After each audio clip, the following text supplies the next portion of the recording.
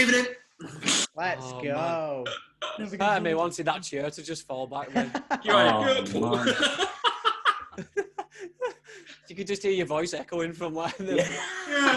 You know when someone goes too far back? Perfect. How are we all doing? Super smashing great. Fine, not bad. Right, so we're talking, was it number 3, the third part of our horror fest? Part 3, yes. Weekly horrors, where we tell you 7 films to watch over October to shit yourself to. Legitimately, Pretty we much, hope you yeah. do. And Oh, if you is that don't, right? yeah, that is a legitimate aim of ours. We want you to make bowel movements. And then We Sheriff want to on be Bullet your tag us. fibre.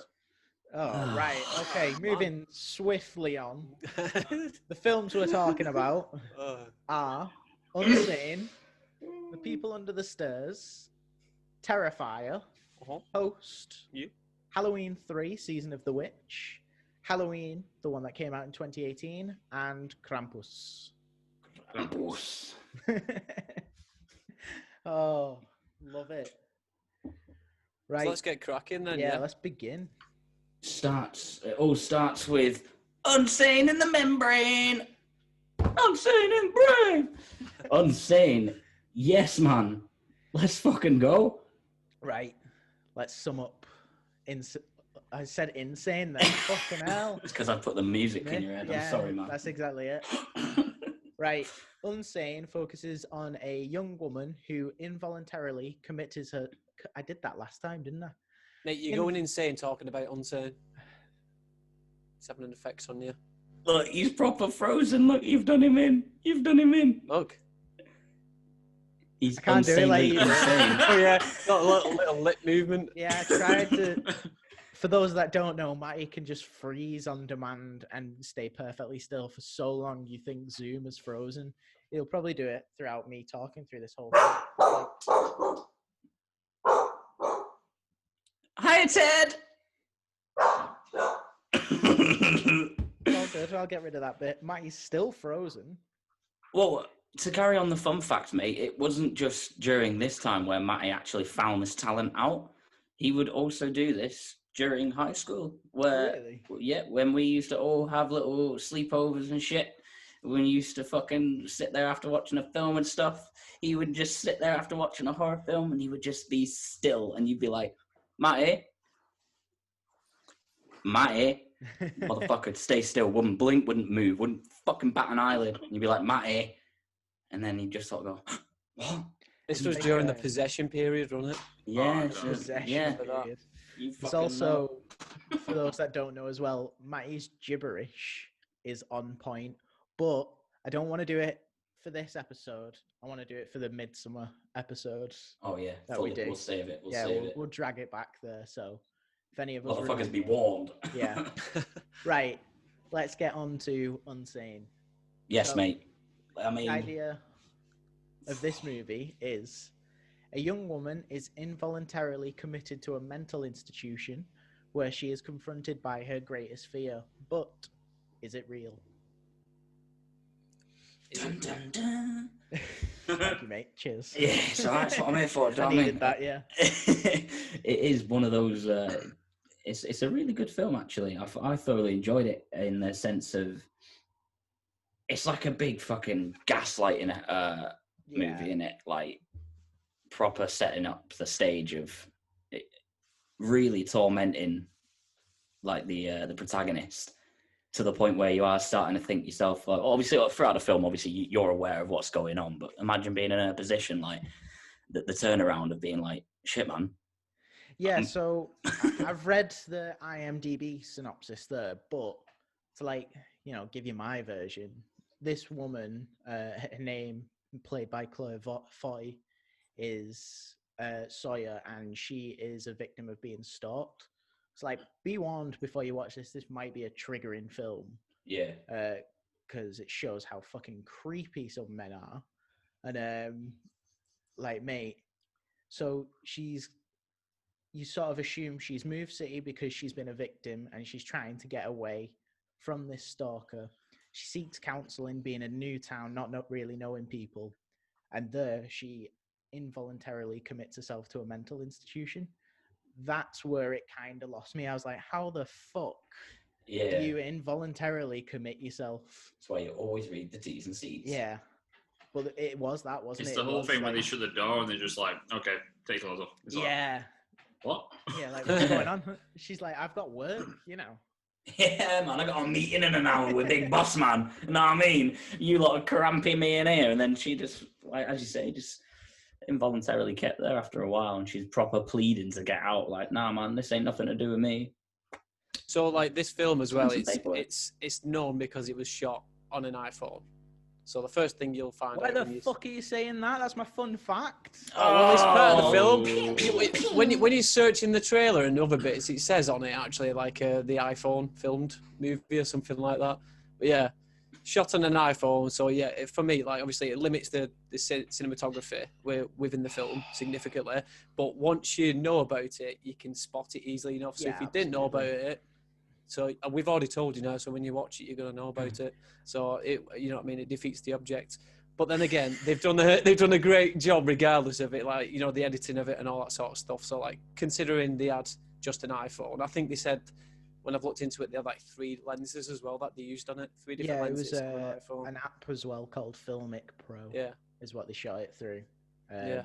And then like with like a DJI gimbal, so you had like steady shots and stuff. But you can tell they've like positioned the camera in certain spots to like, okay, that will make it out of focus, and yeah. because you didn't have that control when filming. There's that, and that does kind of add to the feeling of it. It kind of like contorts like bits of it, and I think that kind of messes with your head as well. Seeing it from that point of view, I guess it adds to the film of it, the whole thing of it being like you being in an insane like asylum and stuff like that. But like throughout the film, like it does like evoke feelings of like frustration as well from you. You know what I mean? Because you know she's not crazy, but then like you're thinking, hang on a second, she's attacking these people as well within the hospital. So he's like, hang on, is she actually crazy? She's not helping like, herself in a situation, mate. Yeah. You get to the point where you're like, so you're questioning this yourself. is being like taken advantage of, and then you see her start attacking people and freaking out. But I suppose that's a normal. That's a natural reaction, isn't it? Yeah, for sure. To tell people that you're not nuts, and then they're trying to be like, no, you definitely are, and they're just taking you away, and like, no, you're not listening. Like, so naturally, you are going to kick out and kick off. Yeah. So it's a justifiable reaction. She sees it as like she's locked in there with insane people, because like that's one of the bits in the movie, isn't it? It was like that's the one that stands out to me. She says, "I'm not insane. This place is for insane people." But then again, is that what most insane people say? Like, Well, yeah, it's like I mean? when there is a scene in this where she asks for a phone call. She gets the phone call, dials 911, explains she's being held against the will, and the nurse At such and such an address. You know how many people ring the police? How many phone calls the police get like that? It's crazy. Yeah. But if you've been held at this address, yeah, of course. Yeah. If you watched American Horror Story Asylum, it's got a very similar feel to that. Like when what's the main woman in that called? She's in all the series anyway. I can't remember. For the life of me, remember it now. But I know Sarah Paulson. I think so. If you watched it, you'll know what I mean. But she sort of accidentally gets put into that asylum there, and it's a similar sort of feel to that. So if you enjoyed that, you'll enjoy this. Yeah, very much so. Yeah. And it is the American like health system, because they're trying to claim off their insurance, and so that's why keeping her captive is a benefit. Keep her there, persuade them she's insane, and the insurance will pay out after. Yeah, they get a payout. Yeah. Whereas, you know, God bless the NHS that we don't have bullshit like that. You know, for now. But, you know, let's not get political. Different story for a different day, my friend. Yeah. Yes. Boris. How good is Joshua Leonard's character, who plays David, the stalker of Sawyer's in this film? Like the way he pops up, you start subtly seeing him, and then she's going to get a medication on a night's team, and she just starts claiming that this guy is her stalker, and like makes a big scene. Obviously, as you've heard, she isn't helping herself, and that you're like, nah, this poor guy, only doing his job, because she's not seeing anything to suggest otherwise, and then all of a sudden start seeing like the creepy aspects of him creeping. Mm. Yeah, so spoiler, it is her stalker. Duh. But what do we all think of this? Mate, as I say, I think it was a solid film. Good, enjoyable watch. Do you know? It's one of those. It actually did get under your skin a little bit. I think, in terms of the concept, because it's I don't know, the way I try to watch films is try and put yourself in that position. I don't do that with every film because obviously deep blue sea, mate. I'm never going to be the shark, am I, Charlie? But in a situation where it's like that, where like You're did not you the know shark? there's like 3 deep blue seas? yeah, I got Mate, looking into what that the other fuck day. is that? They So released a funny. second and a third. Yeah. I'm going to watch him. I want to see him. But Amazing. That's another podcast for another day. Trilogy. Honestly, mate, I can't wait to watch that. Mate, the The first one was sick. CCC. The first one's good, but how the fuck do you carry on that story? Deep Blue Sea Well, 3 came out in 2020. How? fucking Oh. How? talk about riding a dead horse. Anyway, we went off there, but Yeah. That's because I got talking about sharks. It's what I do. I just get off on weird tangents. I apologise. But in talking in terms of Unsane, yeah, I like to put myself in the position of the person. So, like, yeah, mate, it really did get under my skin, that film, because it was just like, man, imagine being in that situation where you're being forced to think that you're fucking going nuts, when in reality, again, it's just a whole gaslighting situation. yeah, and like everyone's against you.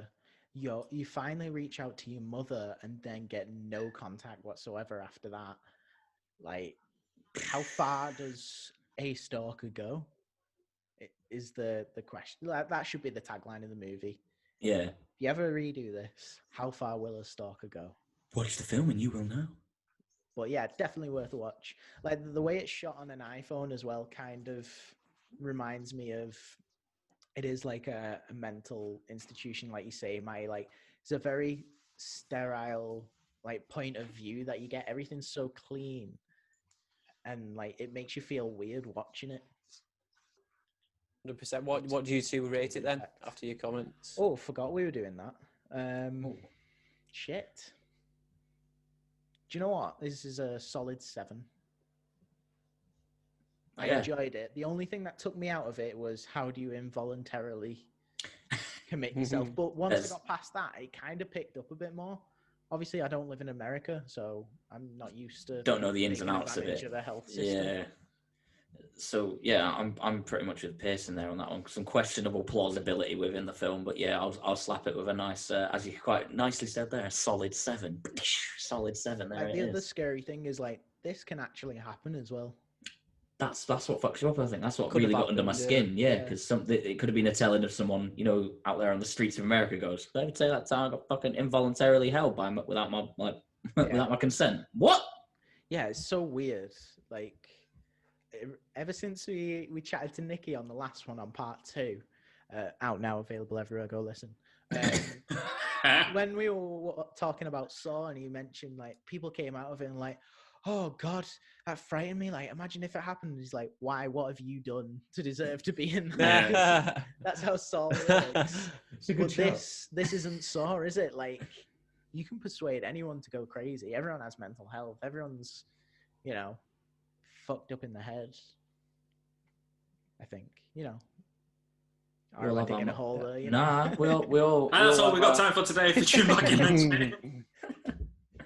Yeah, for me, like, it was good, and obviously, like I said, it evoked different feelings for me, and it kind of got me emotionally involved in the film in parts where you're like, fuck, like, do feel sorry for her, but it's kind of scary, because if you was in that position and you was trying to get out of it, there's no way out, basically, is there? Yeah. Because you're trapped there. But yeah, for me, it's like, it's something I won't watch it again, because it wasn't really scary for me. I'd call it more of a psychological thriller than I would a horror we movie. always talk about psychological thrillers because horror blends a fine line between these two. Very much doesn't so. It does, like Donnie Darko and that, like, it borders. It's not a horror, but it's psychological thriller. Like I said, there's sort of like a line in between. Yeah, it's weird. Like, But so, yeah. I think, like, yeah, we're justified to talk about them because they do blur the line between the two. But I get what you're saying. There's nothing like gory or horrific in there. But yeah, for me, I'd give it a 6. What about you, Lon? I'm gonna go with. I'll get the rating out of the way first. So I'm gonna go for a 6.5. So I'm gonna go for a bit of garnish again. It's a strange one when you've got like a situation like this. It's like the one that flew Cuckoo's Nest, or the Jack Nicholson film. Oh, it's a great film. It's one of them positions, isn't it, where when you see what action she does in the film, like the lashing out and stuff like that, you kind of think, well, you sort of would act like that in that situation, and then you kind of think, well, you'd still be fucked in that situation as well. So it's a strange one. I mean, Claire Foy does a good role again. Obviously, she's a pretty good actor, if we're going to make sure it's all correct. And I think, yeah, overall, it's just an interesting film. I find it weird that it was shot on an iPhone. I didn't actually know that. I'm glad that you pointed that out. Yeah, that was a fun fact for even me. There you go. So, see, that's cool. You got through the film without knowing that. So I mean, it shows. Yeah, it's quite nice. Yeah. That, and I didn't do my research, so they probably ran out of memory about it like 10 times and kept having to like upload. Yeah. Oh, I wonder how many times the battery died. Oh mate, yeah, it depends which iPhone it was filmed on. It was iPhone 7 Plus. Was it? Oh, well, what's the battery life like on them? Were they okay? Yeah, I think they were, but still, like, imagine you've Get your iCloud password. Take number 22. Get it right this time. We're on 3%. I do have another fun fact, considering Matty ruined mine about this film. It was shot in 10 days, this film. Shit. Yo! So, like, such a quick turnaround. That's graft, that. What was it? What does iPhone 7 shoot in? Does it do up to 4K? Is it just Well, like it says standard? 4K. It was shot in 4K. Yeah, it can do 4K, I believe. But it pretty What much do would I be know? on fire, I think. Not the entire time. Yeah. Either way, it's good. I'd recommend go watch it. Like you say, it might not be one you return to, but I think it's worth a watch because you can all, like, emotionally put yourself in that position. Yeah, man. Yeah, definitely It's worth a simple watch. to put yourself in that position. Yeah. Everyone. How would you relates to react, that. sort of thing? Yeah.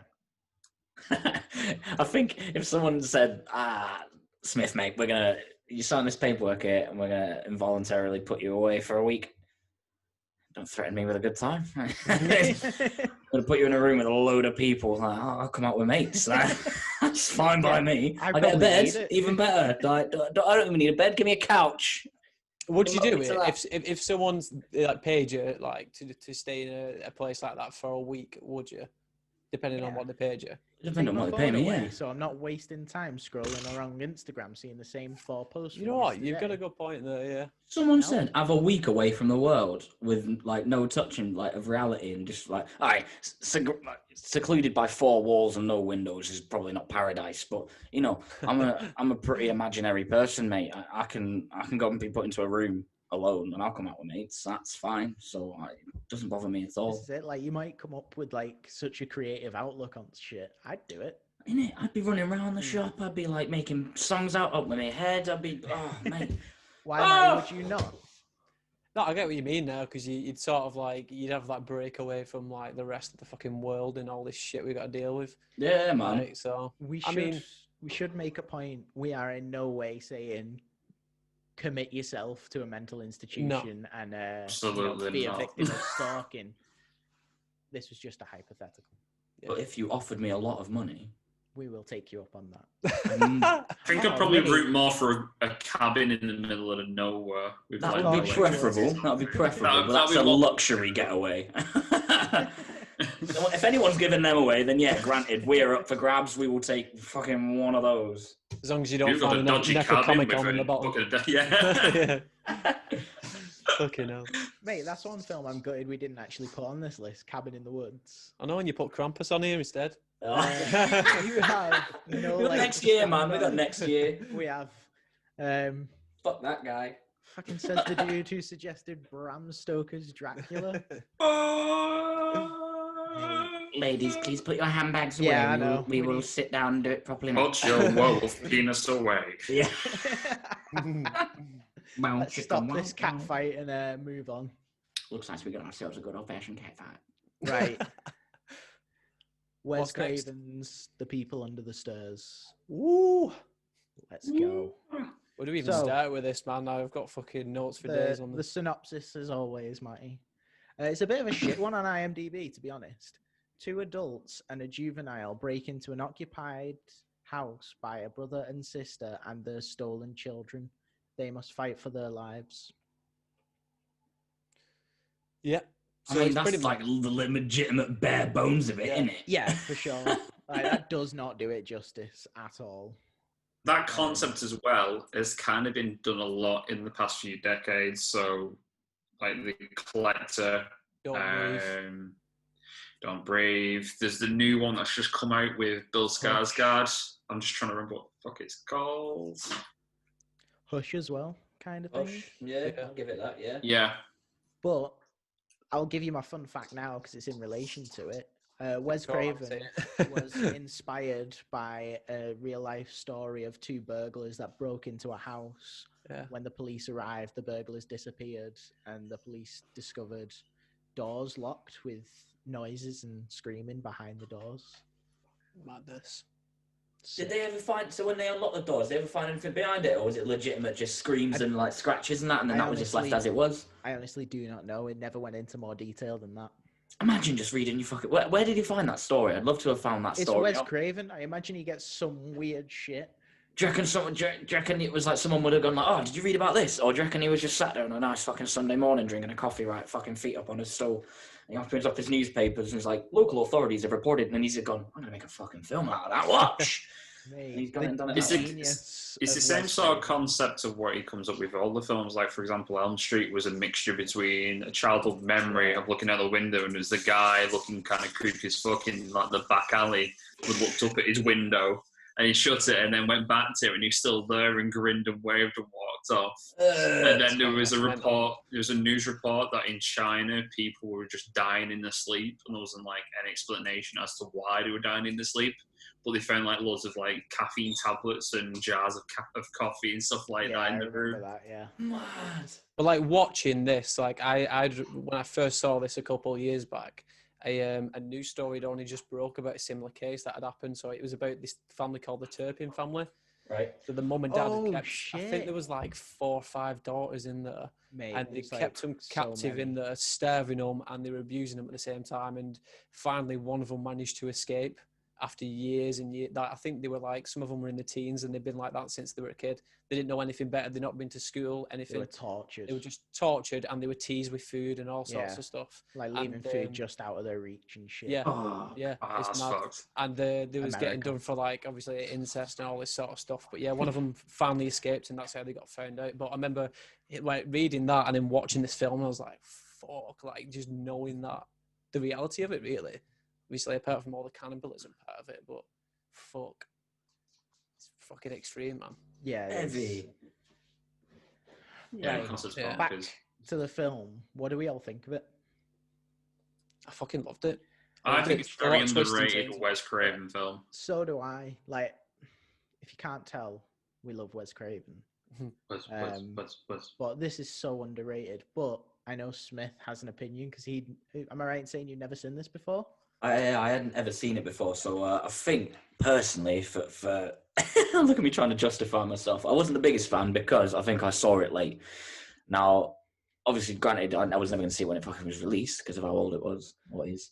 But I think because I watched it so late, and I'd been desensitized to so much other shit, and when I was watching this, I was just sort of like, it's good, but I don't know. I think, as I say, I think I was a bit late to the party, so Is it it didn't just hit me not as well. like not enough horror for you? kind of? Yeah, man, I like my stuff to be like, I'm pretty, I was saying this to someone the other day that I like my stuff to be fucking really in your face. So Mm. like, I like my extreme shit, you know, where it's like either really gory or like really gets in your head. Like, I love that sort of stuff. I don't know why it has to be so fucking bleak or so heavy, but like, I love that stuff. Do you know what? So, This yeah, it kind of wasn't heavy makes enough. sense. I've been. This is like a bit of a tangent. I've been listening to the Dead Meat podcast, Mm. and I'm listening to the Midsummer episode because I'm going to be watching it tomorrow.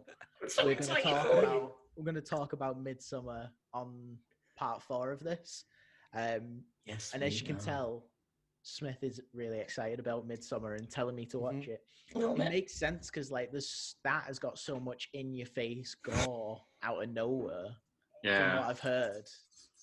So yeah, that was just a quick side note for you, but It makes sense as to why I am like I am. Like, put it this way, mate. I'm a little weirdo. I like my stuff to be really bleak. If it's a death scene, I want to make sure I see it all. Like, I want to. I'm a creep like that. I just. It's a bit weird, to be honest. It's probably something I should get talked about. I can get that it's not enough scare or horror. Not to say it was a bad film though. It just, as I say, because of the things that I like, that it was if I were to rate it, I'm gonna give it a solid 6.5 because it's a fucking good film. But just as I say, just not overall for me. But that's not to say it's a bad film. I think I may have I don't want to say rose tinted glasses because the film is a really good film. I'm not giving it more credit than it deserves. But I have a special place for this film because I didn't expect anything from it. And then it kind of shocked me out of nowhere. Where I was like, this is fucking brilliant. So you're rooting for Fool, played by Brandon Quintin Adams, who breaks into this house with, these two adults, but the two adults end up dying straight away from the owners returning home, who are brother and sister. And then shit just turns sideways because you're looking at this child, Fool, has got to hide in this house and get away. And I think for everyone, the highlight character is Roach, who is 100%. the son trapped inside the walls with his tongue ripped out, and just hear these horrific screams and yells from inside the walls, and he's running around teasing his father that he's escaped and is inside the walls and isn't trapped downstairs under that's the the stairs. thing. This film, it kind of puts that twist in it because it's named The People Under the Stairs. So instantly, when you watch it, you're thinking, "Fucking hell!" The people in this you got to be looking out for are the people under the stairs. Yeah. But really, when you get to the nitty gritty of it, and towards the end with the twist, you realise that the victims of this are the people under the stairs. They're the victims. Absolutely. And the people that you have got to be looking out for are the, like I said, the owners of the house. I forgot the names, but yeah, there's a few bits in it. Well, they're just called Mummy Brother and and Daddy. sister, Mummy and Daddy in it, not in brother the and film. sister. Is that what they just named? Yeah. it? Just Mummy and Daddy. And then they are credited as man and woman. So man played by Everett McGill, and woman played by Wendy Robbie. Fucking crazy. The acting in this film is fantastic, and then Wes Craven being Wes Craven, and just something you wouldn't expect, and then it shocks you straight away. Where you're like, "Ooh, this is different." That's the way I view it. Well, as well as Wes Craven doing it, it was also produced by Marianne Maddalena, who also did Wes Craven's New Nightmare, and she was the producer on all the Scream stuff. So all your Scream movies and the films. Genius. Yeah, credit to his team. All the Scream movies and the films. All the Scream movies and the TV series. Do you know what? I heard you say movies and films. I'm like, yeah, the movies and the films. And now that's right. Oh, God. Yeah. Wes Craven's a fucking genius, though. He is. Like, Matt, he is. Sorry, I interrupted you there, man. I'm fucking sick of doing that. No, he is a genius. He wrote this film as well. I think he's credited as the writer of this film. He but is. no, I agree with Smith. He is a genius. I don't want to give him discredit for it because, as I say, it's just it is a good film. It's not for me. But Wes Craven is a fucking genius for it. It's like Pearson. He's wrong with Dracula, but everyone has their opinion. I think it's going to be interesting to see a Scream franchise now without Wes Craven. Yeah. Well, you kind of had that, didn't you, with the Scream TV show once he passed? You had that memorial episode. Yeah. And now you've just got to do it justice. But that's a new episode. That's a different bonus episode. Yeah, that's a completely different episode. But so Wes Craven, first of all, responsible for The Last House on the Left, The Hills Have Eyes. Oh. He wrote Swamp Thing. Did he? So IMDb's telling me. This is news to me. Yo. Well, then, the remake? No, 1982. So yeah, the remake. But then he created one of the most recognizable horror franchises, Nightmare on Elm Street. He casted an African American in number 3, and had him survive and return for number 4, which hadn't been done or was very rare to see in a film like that. And then you also had the main protagonist of The People Under the Stairs, also an African American that you're rooting for, which you didn't see all the time. Yeah. This was like, it was 91, so you're coming off the back of the 80s slasher where it was the women are the lead and, you know, that sort of thing. And then to come back in the 90s with Scream, which is such a self-aware horror, where it's commenting on itself. Yeah, Mate, that was the genius aspect of it. Yeah. I mean, he did the revival of Elm Street with New Nightmare, which I think was the beta test for Scream. Yeah. Definitely, where it's like he's testing the waters of what he can do, how self-aware you can be on horror as a genre. Mate, we need to do an episode just dedicated to this man. Yes. You know what? Fully, 100%. I'd love to do that. So yeah, that'd be cool. That reason alone, go watch The People Under the Stairs. It's underrated. And we haven't mentioned the man in the gimp suit as well. What the fuck? Oh, mate. Bring out the gimp. We had a nice time then. Smith with the reference. I know. The gimp. Bring out the gimp. Vink Grimes is also in this. Out of Pulp Fiction. He plays fucking Leroy, know. who dies at the very beginning.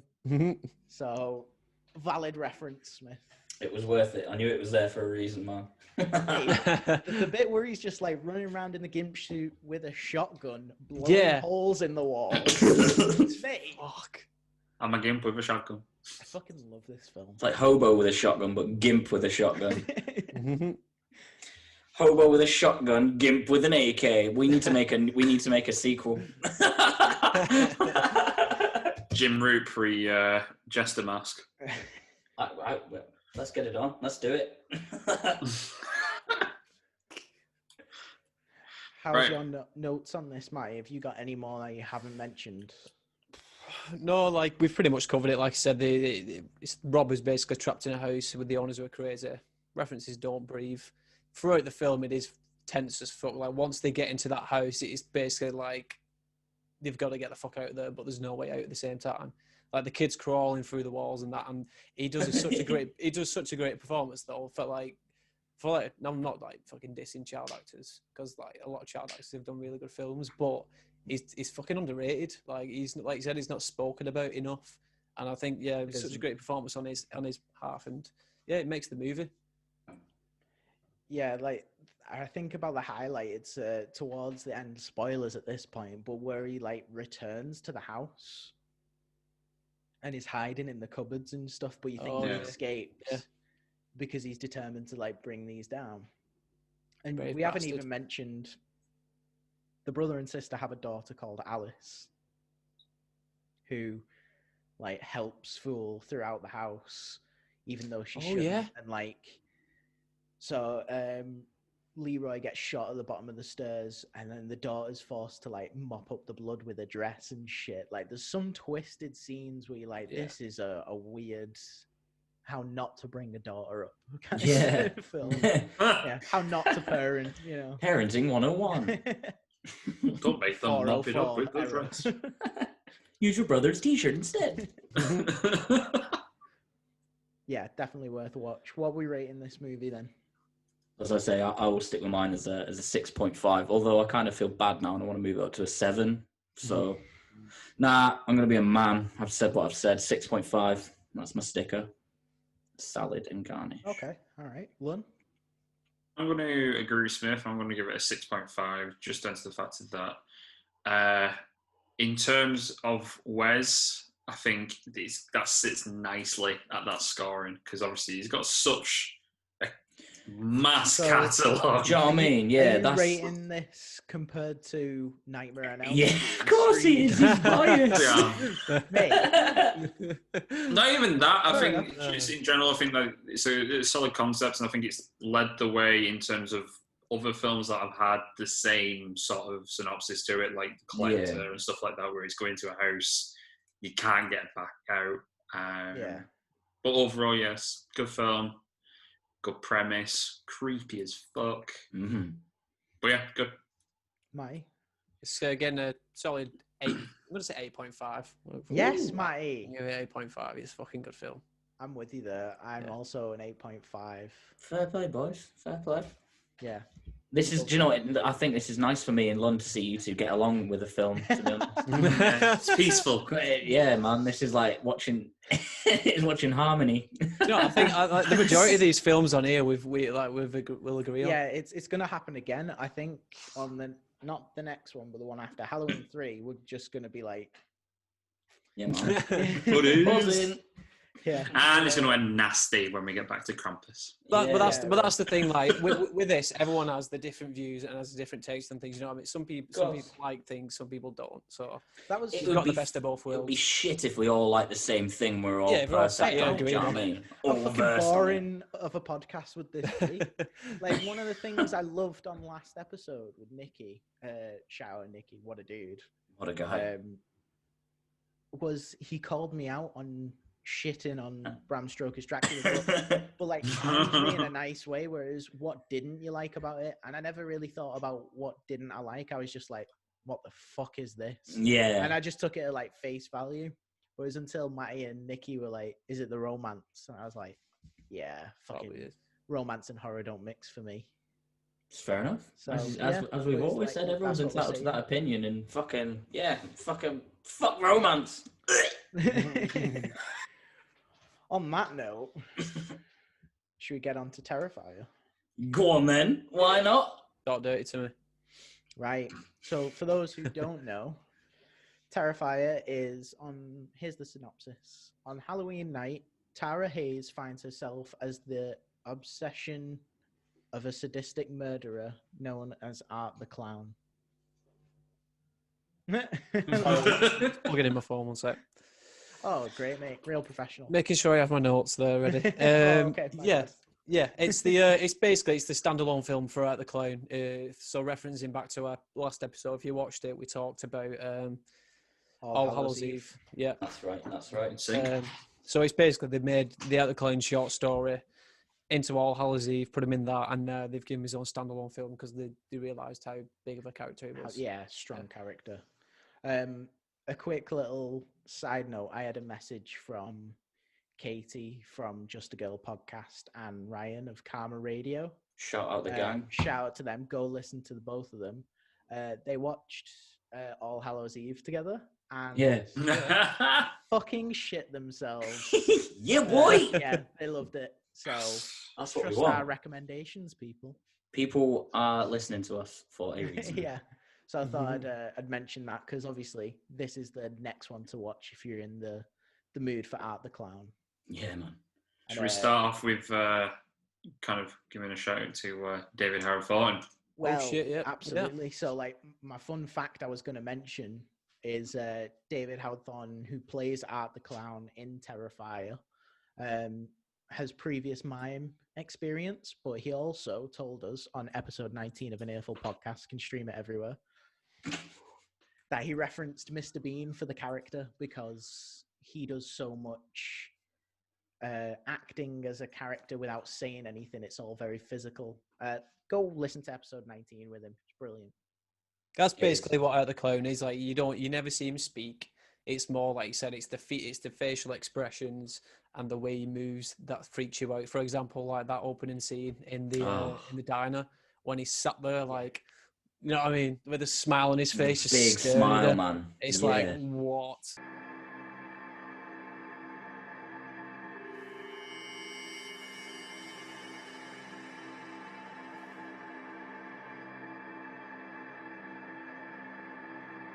Are you okay?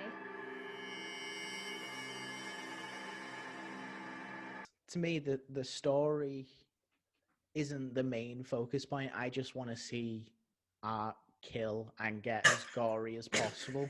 That's basically I want to kill. Because to me, and this is in no offense to Damien, the director and writer, to me it's not a strong story, but because the character is so strong and I'm invested in the character of Art the Clown, I'm buying into it because it doesn't matter what it is. That's exactly what I had wrote down here as well. I say it's not a very straightforward storyline. It's more like just mindless killing. But as you said, Matt, the character of Art the Clown is so strong that you want to watch it just because of that. You want to see where that character ends up and how this progresses. So yeah. Well, me and you lately have been like breaking down horrors like whenever we've met up and like talking about what makes something scary. Yeah. And it is the fact that we're not getting an origin for Art the Clown. There is no motive. He just picks and shit. That is the creepiest thing you can ever have. That's what makes all great characters scary. Yeah, like there's no actual storyline to him. He just appears out of fucking nowhere and just starts fucking shit up. It was Matty who got me onto that. Matty goes, right, we're watching I watched a film recently called Terrifier, you need to watch it. It's like, all right, Sam, gives a shout. And we actually watched it there, and man, it ticked all the boxes to me in terms of fucking gore. Like, mate, it's a fucking smash up. It's gory as fuck. When he has that woman upside down on, like, basically like a meat up, just saws her in half from a genitals downwards. Oh my god. Yeah, she gets sawed in half, but not diagonally. Genitals first. The old horizontal split, huh? That's another thing that makes this movie, like the special effects as well. Obviously, as we know, it was like a B movie, but fucking hell, they went all out. They went in. Yeah, for sure. Fucking hell! Like as I say, I like my movies and I like my death scenes bleak, and this tick boxes for me. Yes, man. Touche. There's no more to really like add.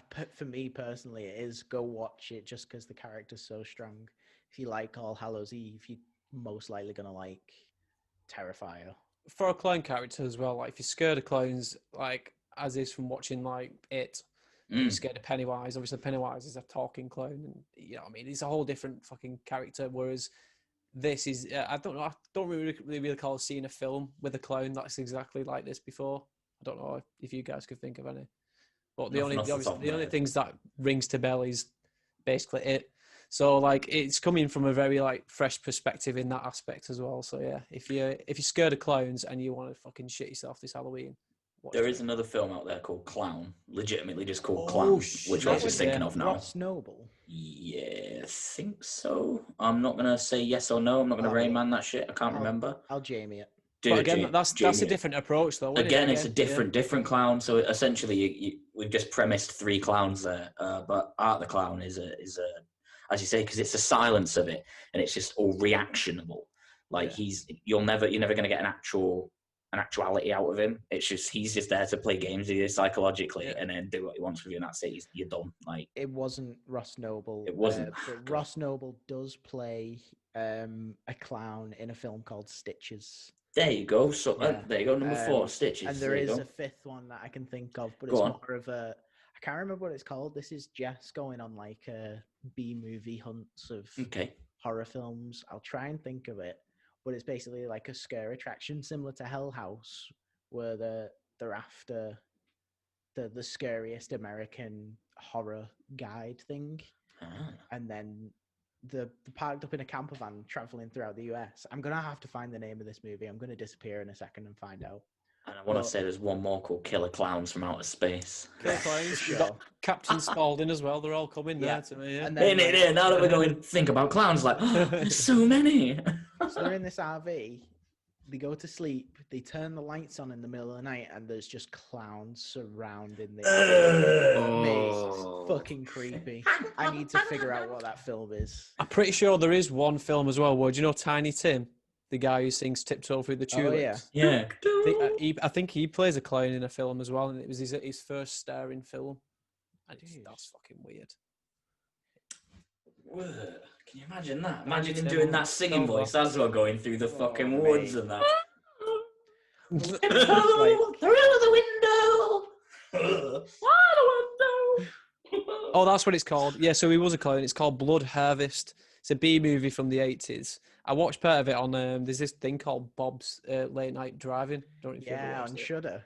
Yeah, where he reviews films whilst they're playing through. Cool, Bob. Yeah. Pretty good. But yeah, that was on it when he's talking about Tiny Tim and that. But yeah, it's yes, man. Weird the movie. house that October built is what I was thinking of. That is worth watching. God, you're getting more than 7 here. You fucking lucky fucks. Don't say we don't give you nothing. But back to Terrifier. It will leave you terrified. I'd say, to a degree. Yeah. You don't want to get killed by him. Put it that way. Mate, yeah, it's worth a watch, isn't it? What's our rating, boys? It's a film I return to, like, quite often, to be honest. Yeah. If I want to watch an easy horror, this is what I put on. Yeah, nice, easy little gore fest. That'll do you. Yeah. You know, I could do with seeing someone sawed in half. Yeah, that's the one. Okay, I'm with it. Right, what are we giving this then? Yeah, give it all ratings. Go on, Pearson, you start it off, son. I'm giving it an 8. 8. Yeah, I like the film. I'm biased. I would rate All Hallows Eve higher than that. I don't know if I did last week. I can't remember. Ooh. We'll have to double check that shit. Personally, I prefer All Hallows Eve than Terrifier, just because it's a little more artsy and quirky, and obviously Quirksy. I like my fucking weird shit like The Shining, so that sways towards All Hallows Eve. But yeah, Terrifier I still go back to. Good shot. I'm gonna just a little bit below you, just because I do like a good storyline to a horror film, or just a good storyline in general. Doesn't have to be horror. But 7.5 is going to be my rating. I think Art the Clown does sell the story and keeps you fully invested. And as you say, it's the creepiness of it, the eeriness of it. Imagine they sat there in a diner and some dude's just going, "Hey, smiling the fuck out of you from across the way. Can you fuck off?" Nah, but yeah, 7.5. I'll take that. Yeah, I'm going for a straight 8 as well. I'm going to join with you there, Pearson. Again, just going back to that character, like the originality of that character. Another scene that I forgot to mention as well that freaked me out was the bit where she hides in the lockers. Yeah, and he cuts the skin off that woman's head off, and yeah, it was but he comes upstairs like naked with his fucking junk tucked in between his legs. But the way he dances around on that, it's like very similar to Silence of the Lambs. Yeah. By horses scene. Yeah. Maybe there was a little homage paid to it. Of course, mate. There's a possibility there. I've just thought about it now. Yeah. But yeah, that 8, just an 8. Yeah, don't need to say anymore. I've said enough about it. I've justified it enough. Fun. I'm going to give it basing it off all my previous ratings in the past episodes, I'm going to give it an 8 as well. Mainly for a couple of reasons. One being just the pizzeria scene. Yes. Second being, I actually have like a nice warmth to the cinematography in this because it's so minimal and basic, but the colours in it's like, whoo, it's got a nice palette to it. Very enjoyable palette. Yes. And the last reason being, it actually left me a bit surprised by the ending. Yeah. Good shot. And that's going on to Terrifier 2. Look out for it, guys. I was going to say, it was supposed to come out this year, but it's been delayed, obviously. Thanks, COVID. Cheers, you prick. Bullshit. Big Rona. But keep an eye out on Twitter, on Damien Leone's, the writer and director. And I believe there's a Terrifier 2 Twitter page as well. So go follow it. I do have another fun fact for you about this movie. So the end scene, one of the end scenes towards the end. That made sense. Right, towards the end, we have our main character in the car trying to phone for help, and an ambulance drives past. Yeah. That wasn't planned. That was actually an ambulance just driving past. No way. In real life. So that is just mere coincidence that happened. That's sick. And what a perfect timing. The very beginning scene where our two lead ladies are at the pizzeria. It was originally supposed to be a burger restaurant, but they're both vegetarian. So they settled on a pizza restaurant. That's not really interesting, but, you know, it's there. That's a nice little fun fact. They could have been chowing down on a fucking burger, but nah, man, they're saving a planet. Mushroom pizza it is. Can't go wrong with a veggie pizza. Nah, man, veggie pizzas are the tits, yeah? And fuck all people who think pineapple does not go on pizza. It has long existed far before your little brain comprehended it. It will long exist afterwards too. I'll be honest, I agree with Smith here. I can see you both shaking your head, but Oh, you like a pineapple on pizza? Pineapple on Now, pizza. wrong with it, mate. You have tomato puree. What's wrong with a bit of pineapple? It's just fruit on fruit, It's mate. just too sweet. Yeah. I'll smash both your heads in. Right, hang on. We split down the middle here. Hang on. Divide. So I messaged yesterday about a donut burger that I made. Would you all try a donut burger? 100%. I've already tried one from Reds. It's the It's the same same as thing. It's the same pancakes with maple syrup. It's the same thing. Yeah. Yeah, but it's too much. It's just It's the not. ratio's off. Nah, Reds do one. They do a Reds True Barbecue. Shouts. They do some of the sickest burgers, right? There was one specifically, I don't know if they still do it, called the Pit Burger. I always used to get one before we used to go to a show, like if we were in Leeds or anything. I've got people who will respect that. Pit burger for going in the pit, of course. Like, so someone could punch me in the stomach, I could throw up. But no, there was a donut burger, and it was literally sandwiched between, like, obviously two really sweet burgers and all this meat. It was like all the sweet and all the meat with all the cheese, and beautiful. But yeah, shouts to a donut burger, man. That's passion. I want you saying "sweet with all the meat" as a ringtone now. Sweet with all the meat. That's how it's got to go. Oh, right. We are not a food podcast, so let's That's get a on fucking to tangent. the Not next yet. film. Jesus, no. Reel it that back ain't in. happening. Really back in. Host is the next movie to chat about. Shouts to Host, man. Do you know, at first, when Matty told me about this, I was a bit skeptical towards the concept, because I thought, fuck off. An horror film, like filmed literally as we are right now. It's over a Zoom meeting, isn't it? Yeah. I thought, how the fuck are they going to get around that? Nah, man, shouts. What a film. I thought it was a fucking really, really good watch, you know. Shouts to Host, man. Yeah, 100%. this was. I'll give the synopsis as I usually do. So, for those that don't know, this film is about 6 friends who hire a medium to hold a séance through Zoom during lockdown. But things get a little more than they bargained for during it. They do get disconnected from the medium very early on, as one of them is very disrespectful towards the act of a séance, and he's just getting drunk and not really respecting this woman's profession and how serious she takes it. Whether you believe in that shit or not, I'd still respect it regardless. You've got to show you respect Yeah. regardless, haven't you? If you're being actually put in a position with a professional like that. So then you're just left with the Zoom call and them like trying to figure out like, we're fucking disconnected. What now? And shit starts to turn. Oh, it goes fucking Yeah. south. Yes, it does. No, you're quite right there. Just go south is to say the least. But as you say, in terms of disrespect, she proper takes a piss with the story that she starts unraveling for it, and then it really just That's it, isn't it? She comes up with a fake story, telling Bullshit the story, medium that's it. she's experiencing something, and it's all, bollocks. yeah. I But think- within that time frame, obviously something's happened, and it all just starts going a bit Pete Tong. Well, it's with this film, like I said, it's cool, like how it's all filmed in lockdown over Zoom, which is mental when you obviously think about it, because we only got locked down in March, and there was a quick turnaround. Like, Did we When all did it come watch- out? that's I a good point. think I'll have a look for you. I but want to say June. Did we all watch this during lockdown? Not Yes. just for Yeah, this. yeah. Yeah, I'm the same. So, Yeah. just to say they've actually filmed all that, well thought of it in the first place, unless it was already written before lockdown, I'm not too sure, and they obviously just adapted it to the Just situation. edited the storyline for Yeah. lockdown stitch, yeah. I think it's pretty cool they managed to do that, and also add the effects as well on top of it that you see in the Mm. film. For me, I felt it was quite like a generic storyline for what you get. So it was good. I'm not gonna like fucking go in on it, because like for what it is and the effects that they managed to do on it, it's pretty sick. But it's very similar to Unfriended. It's probably had that comparison to shit. Yeah, all the time. definitely. Yeah. It's got that though.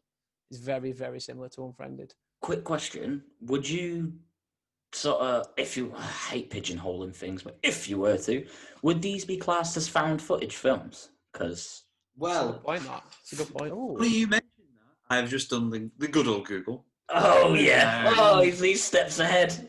And it does say that Host is a 2020 British found footage horror film. There you there go, we bargain. I was just thinking about it then, because obviously if it's just like same with like Unfriended, if it's all just fucking here, then yeah, it's just found footage, isn't it? It's not like they've gone out into the open woods and gone like, woo, like they did with Blair Witch, but that's different, isn't it? Because again, it's just found footage. Look at the tree. Yeah.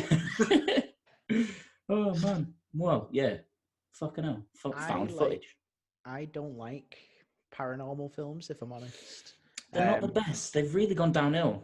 Mainly because Paranormal Activity came out and it got very Bludgeoned boring it. very quick. Yeah, like it just ruined horror for me. Everyone jumped on the same Um, sort of boat there with that sort of stuff, didn't they? And it was all Yeah. just like, look, a ghost. All right. Yeah. Ooh, loud noise and something opened. Big pulling bang. strings. Roar.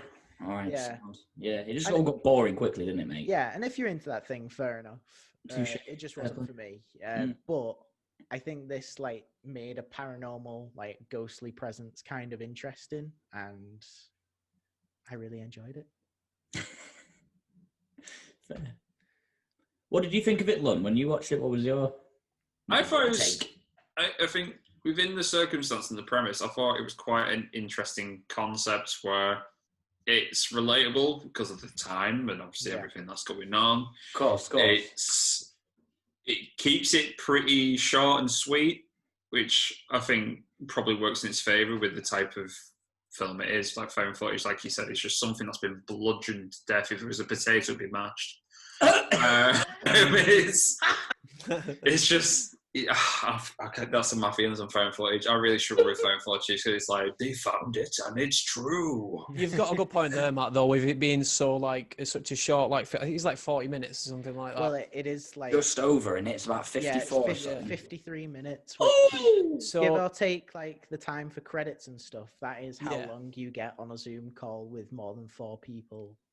that's fucking cool. That see that as that's the we other thing know. about it. So they played that to their strengths as well. They had Yeah. that limited amount of time to fit all Yeah. that sort of And I creativity in. think that kind of pressure, trying to limit yourself to that runtime, probably made it a bit more creative process and a bit more exciting. Did they So say if I'm it was not- filmed in like one take or anything? It was. I know a lot of it was improvised. So some of the lines were improvised. Like one of the girls sneezes, and they all have like a weird reaction to it. That's not scripted and stuff. And it Just a wholesome reaction. yeah, just very free form. And obviously, like I say obviously, but this might not be obvious to people. This was filmed isolated from one another as well That's crazy. That isn't it? in lockdown. Yeah. So to hype, this is my fun fact. To hype themselves up, the actors would watch clips from horror movies Haha. to get like a bit spooked and pumped up. Did any of you like? I've not read up myself, so I'm just asking you without knowing. But in this film, was it all special effects? Did you? Do you know? Or was some practical on it? I do not know.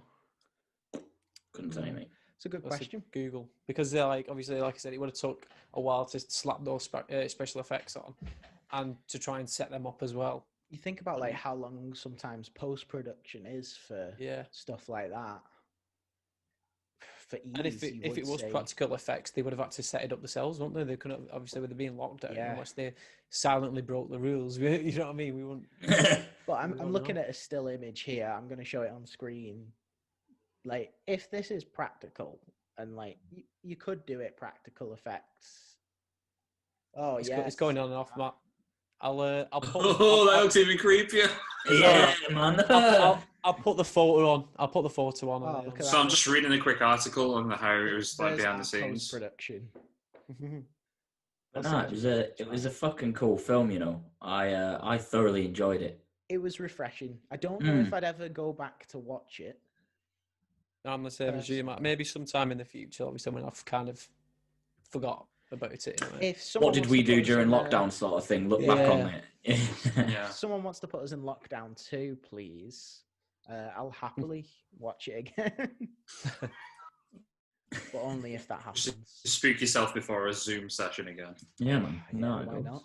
It's crazy though, because it's like us just adding a medium to the call now, and then Well, that's what I wanted. live We were, streaming it. I mentioned that earlier. I think we should get Emma Campbell back, do like a seance, because that's what we said. Yeah, at but the end I'm of in the that most haunted podcast. house though. Yeah, you are. Yeah, you are. Come on. It used to be a To be mummy fair, house. this didn't it? gets quite old.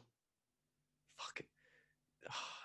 Hey, who I'm gonna be the knows? guy who gets fucking killed first. Who knows? Me or Smith could be on an Indian burial ground.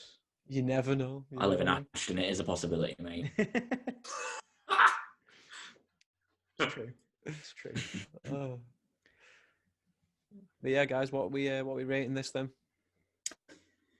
I'm gonna go with a nice. I'm gonna go with a nice 8. I thought for how quickly they turned that around and quickly slapped that up for everyone to enjoy. Was pretty cool. Things I'd say that I didn't like about it is the fact that, for fuck's sake, man, why would you sit there during lockdown and think, "Yo, man, let's all get together and have a fucking seance"? No, man, just have a beer with your mates. Yeah, like a nice chiller. Everyone's Great struggling with podcast. the mental health anyway. In it, like, should we let's fuck make up a that bit worse. more?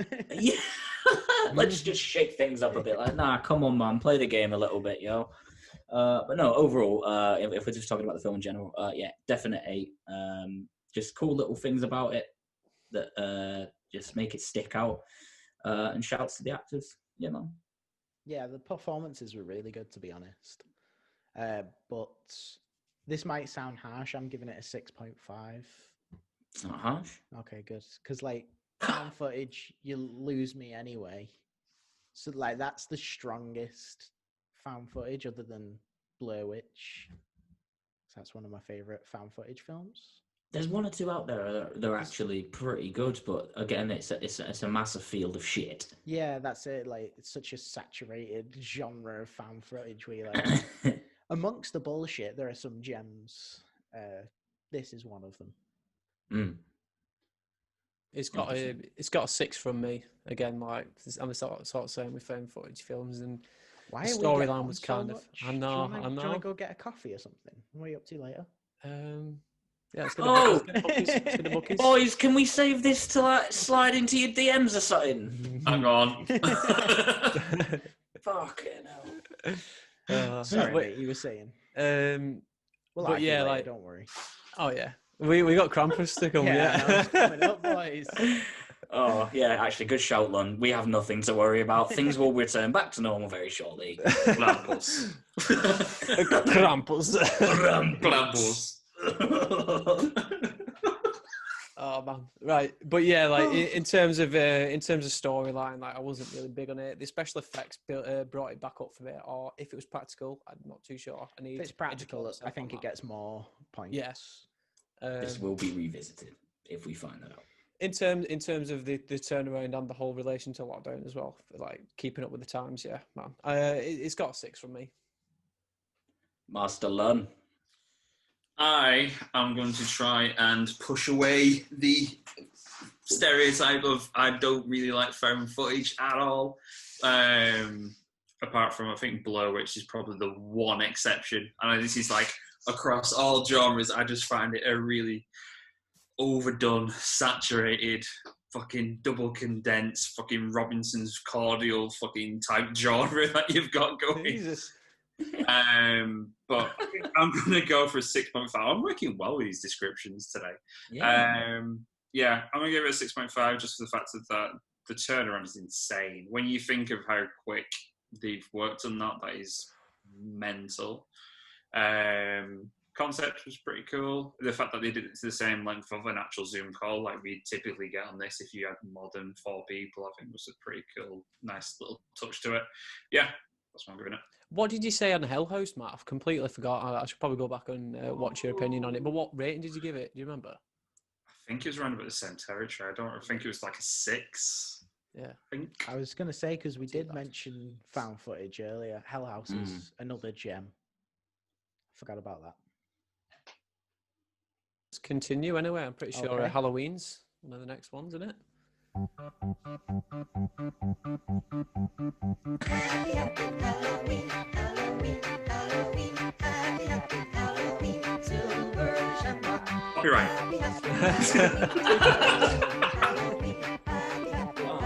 That was a lovely little time. I enjoyed that. Oh, and that jingle means it's time for Halloween 3. Y'all motherfuckers ain't ready. Let's go. See, this is where some people might just turn off. Yeah, absolutely. Right, so if you don't know about Halloween 3, I will give you the synopsis, but disclaimer first of all, Halloween 3 is the start of what they call the anthology of Halloween, where it does not feature Michael Myers. No Mickey Boy. If you coming into this film with, thoughts of Laurie Strode and Michael Myers, don't watch this one. Get rid of them. So here's the synopsis. To me, we'll go into it in a minute. I'll give you the synopsis. So, kids over America want silver shamrock masks for Halloween, and so do you. They're fucking sick. They're behind me, as you can see. If you can't see, go watch it on YouTube. In the film, Dr. Daniel Chalice, played by Tom Atkins, seeks to uncover a plot by Silver Shamrock Company. That's the pretty gist much, of it. yeah. As I said, if you come in to watch this film with the thought of the Halloween franchise, don't. The thought was, I think we've mentioned this so many times on the podcast already, haven't we? Yeah. That the idea was they release a John Carpenter Halloween film every year or every other year, and it is just a different story, which would have been amazing. Imagine like how many films we would have got if they did continue that and it didn't bomb. Question: did this come out before or after Child's Play? This was 1982, so I believe before. Before, yeah. Yeah, that's before, mate. Yeah. Because it's like, from my perspective, I see it as they're both very different, but also very similar in the concept of that it's a toy that essentially goes a bit fucking weird. Yeah, but like, so the jingle you heard earlier, that is played throughout the film. It will get stuck in your head so quickly. And it is like, it's not quite a toy, is it? It's just like this master plan that tune in on Halloween and watch the Silver Shamrock special Halloween episode. Make sure you're wearing one of these 3 masks and you're in for a treat. And secretly what you don't know is it fries your brain. Which Melts like, you into can we talk about maggots. like how horrific, worms and maggots, isn't it? And snakes. Yeah. How horrific of a plot line is it, like killing children?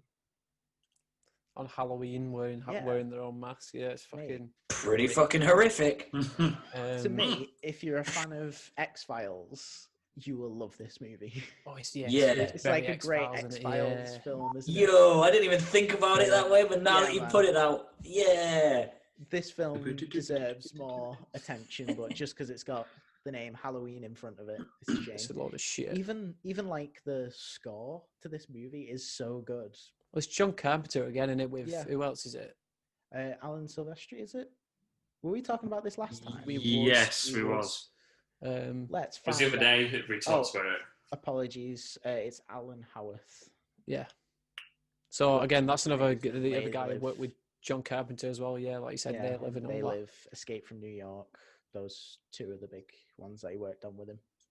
So for me, like again, like you say in this film with the Halloween like thing attached to it, it's just brought a load of like negative vibes towards it. Because even now, like when I look in these like horror groups and people talking about Halloween 3 and they're like, "Oh man, it's shit." Like there's no Michael Myers. It's like, Diss it why? bad, don't they? Yeah. They completely see because like as you said that they're expecting Michael Myers, but why?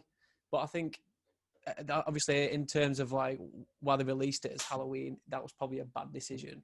If they released it as a standalone film under its own, maybe just Season of the Witch. Yeah, just call it Season of the Witch. Yeah. That would have been perfect. But I think they marketed it at the time because if Halloween was such a big franchise, think about it, everyone's going to go, "Oh, it's another Halloween film." Bang, straight Yeah, into yeah. it. Plus, Yeah, like, easy, quick, imagine easy. if this did pay off and now you do have this. It's the MCU before the MCU. It's the John Carpenter universe of horror films where these horrific things happen. Because while you watch Halloween 3, you see the film Halloween playing in In the like the bar and stuff, and it's very weird. But So, like, yeah. it's a nice nod, isn't it? It's like it's like it's within the same universe, but also telling you it's a separate thing. But it's like people don't pay attention to that situation. The other thing it makes it kind of weird because Nancy, who plays Linda in this movie, she also played Annie in Halloween. Yeah, she did. So you've Yeah. got like the same actor in 1 and 3, and they have nothing to do with one another. It's a bit odd. Little connections in it. Yeah. So she plays Tom Atkins in. Well, that's his real name, but that's his wife in the film. But yeah, again, Tom Atkins makes this film for me. So you've got him. You've got him playing the main role, but he was also in like George Romero's Creepshow, which was also written by Stephen King. So he's worked with them 2 already. Another cult favorite, Night of the Creeps, as well. Yeah, which you My see in Bloody it. Valentine.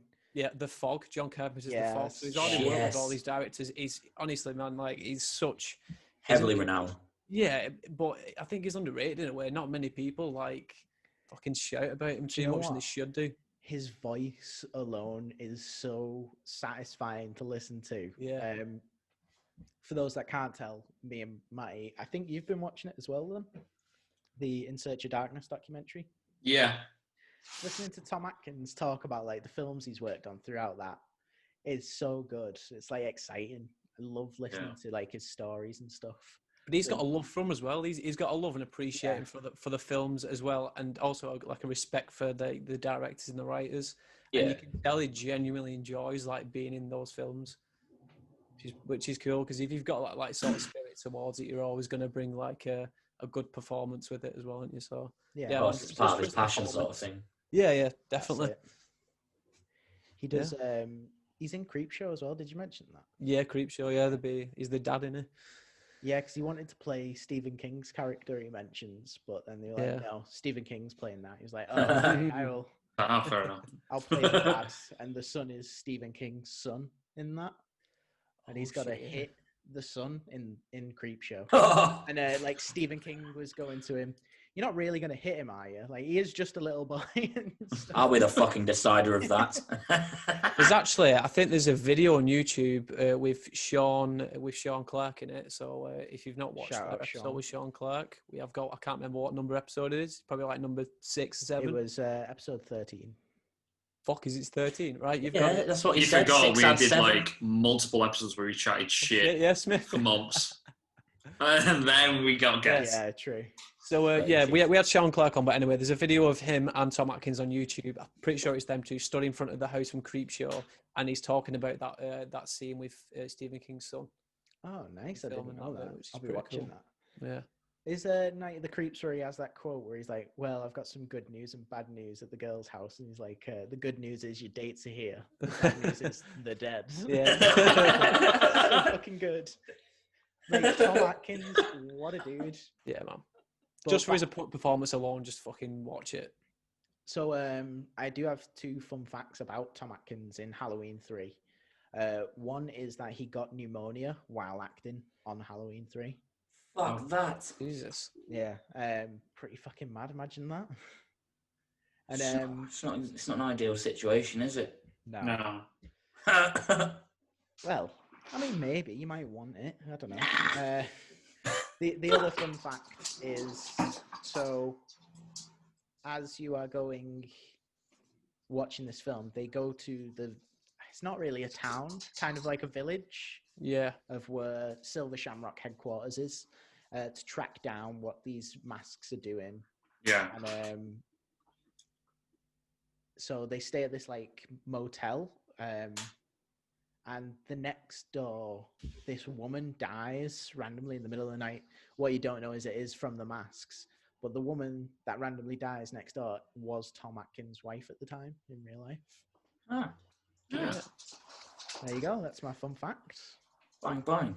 And But, another like- thing, actually, that town is actually a town you can go visit with the actual factory there as well. Is it really? Yeah. My Mate, God. what a weird Yeah. fucking town. This is like the town screams X-Files you might have watched Yeah. kind of thing. Yeah, man, that's weird. Crazy.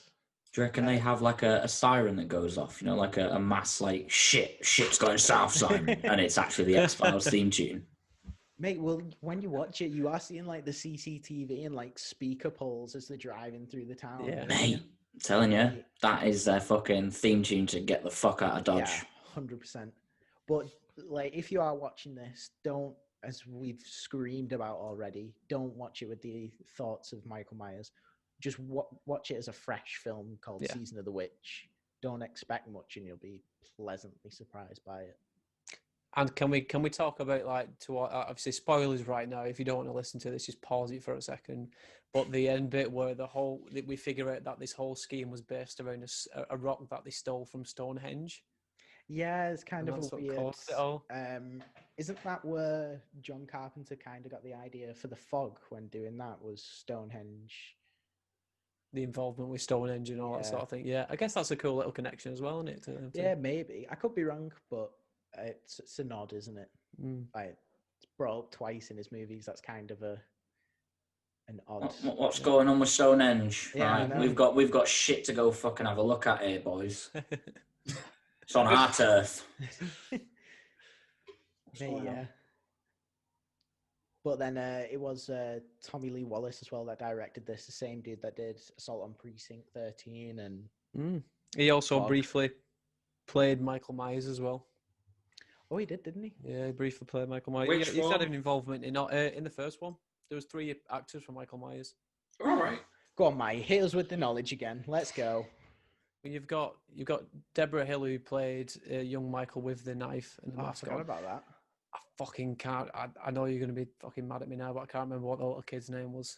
Fucking Sean Clark got me on this last time. He did, didn't he? You've got, I think it's Tony Moran, who plays unmasked Michael Myers. And obviously you've got Mate, you gotta get Nick, this. you've got Nick Castle, who's the Whoa. OG Michael Myers. What was that? Mate, I had a fucking mind blank when this happens to me. Proper brain fart, wasn't it?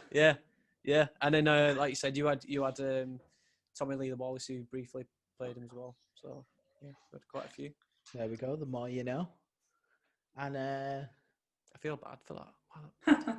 Shame. it's okay. You justified. What episode was it where you went into so much detail of where the original mask is? Was that one was talking about the Halloween film, like reboots and all that sort of stuff? Yeah, there's an episode where you've done in the past where you went in like so much detail about the original Halloween mask. Where it came Like it from. was how it ended up where it unbelievable. is. Do you remember that, Lon? I do, but the amount of times we've talked about Halloween, Yeah, it's it's fair. kind of like merged. Tell you what, if people actually listen to this podcast and do remember, let us know. Making sure I got these things right. You guys start rating. I'm making sure I got this right for peace of Right. mind. Smith, we'll start with yourself. I'm going to give it a nice 7.5. Nice steak with garnish. Yeah, fucking solid film. And then make sure you don't go watching it thinking that Michael Myers is going around stabbing motherfuckers, because he ain't. Yeah. I I like got it. Yeah, I'm going to give it a solid 7. Cool premise, cool mass. Just wish it didn't have the name Halloween on it, and it would have done all right. This is a 9 for me because it gets too much shit. It gets shat on so much, and it's a perfect film to watch for Halloween. Apart from Halloween, Yeah. Do you know what? I agree, a 9 as well. Yeah. And you'll go away from it singing the Silver Shamrock theme, which has got to 100%. like fucking give it something. If you can go away from a film and you're singing the theme tune, And like, if you love X-Files, you're gonna love this. yeah. Go watch it. It's great. And moving swiftly on from Halloween to Halloween. From one right to the other, but fast forwarded in time. Yeah. So 2018, we got a direct sequel from the original 1978 horror film Halloween, and this one was also titled Halloween. Came out in 2018, and essentially the story for this is Laurie Strode confronts Michael Myers. 40 years There he later. is. There's that And as you creepy can ass see- motherfucker. Matty is holding up the mask from the 2018 Halloween movie. So I'm just going to give a quick shout actually why me and we're talking about it. So this is a Trick or Treat Studios mask, new generic ones that are made after the mold of the one used in the movie, in the 2018 movie. They mass produced these masks, and then this guy from the UK called Seven Sin Studios actually rehauled the mask. He got pictures from Nick Castle's mask. Sean Clark sent them over to him, up close pictures, so he could paint he stripped the original paint off it from the factory paint and repainted every single detail on it to look exactly like it is in the film, and also did the hair as well. So shout out to him because he did a fucking Big sick shout job out. on it. Man. Shout out to Evil Sean looking. for letting us Quality know about detail that. on that. I know. Fuck me. It's so sick. Sean did that? actually mention him, didn't he? Yeah, Actually? Sean told us about him on episode 13, and all of a sudden you've got one. Yeah, man. But Yeah. should we start by talking about The Mask? Like, this is, to me, the only Halloween film to get like a decent mask again, other than Yes. Halloween 3, where it Yeah. was banging, you know. But, It did fucking.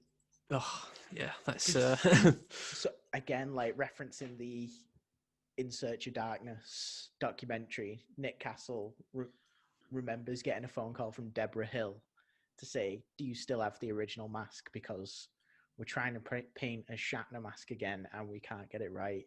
And she's right; they never got it right again after that. Because basically, if we're going into it again, Go on, Matty. There was 4 original masks. They were all Shatner masks, as you probably know, that were repainted.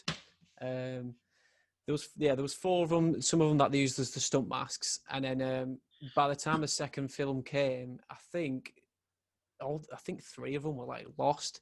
And then there was a theory that it was left. One of them was left under Deborah Hill's bed in a shoebox and kind of like deteriorated a little bit. When it came to the filming the second film, there is another theory. I don't know which one's really true, or it could be a mixture of both. Nick Castle, anyway, had this mask, and they basically rang him up and said, like, "We know you've got the original mask. Can we borrow it for the filming of the second Halloween film, which came out in 1981? Yeah. Am I correct? Yeah. Yeah. And so he gave him that on the promise that they would give it him back. And then, because he wasn't playing Michael Myers in the second one, Dick Warlock was. Why didn't Nick play Michael Myers in the second one? Is there a reason why? He mentioned it in the In Search of Darkness documentary, which you should all go watch. He says, like, at that point, he was directing movies himself. So they never asked him because he thinks they thought he would turn it down straight away. So he never requested to play the Shape again until the 2018 Halloween. Yeah. But yeah, that mask, he never got it back, obviously, in the end. And Dick Warlock kept hold of it. And he also kept hold of his costume from the second film, his boots and the whole lot. And he sold them to a private collector. But because it hadn't been kept care of properly in the right air conditioning and all that sort of stuff, the mask had deteriorated a lot. And, you know, I'll put a photo on right now.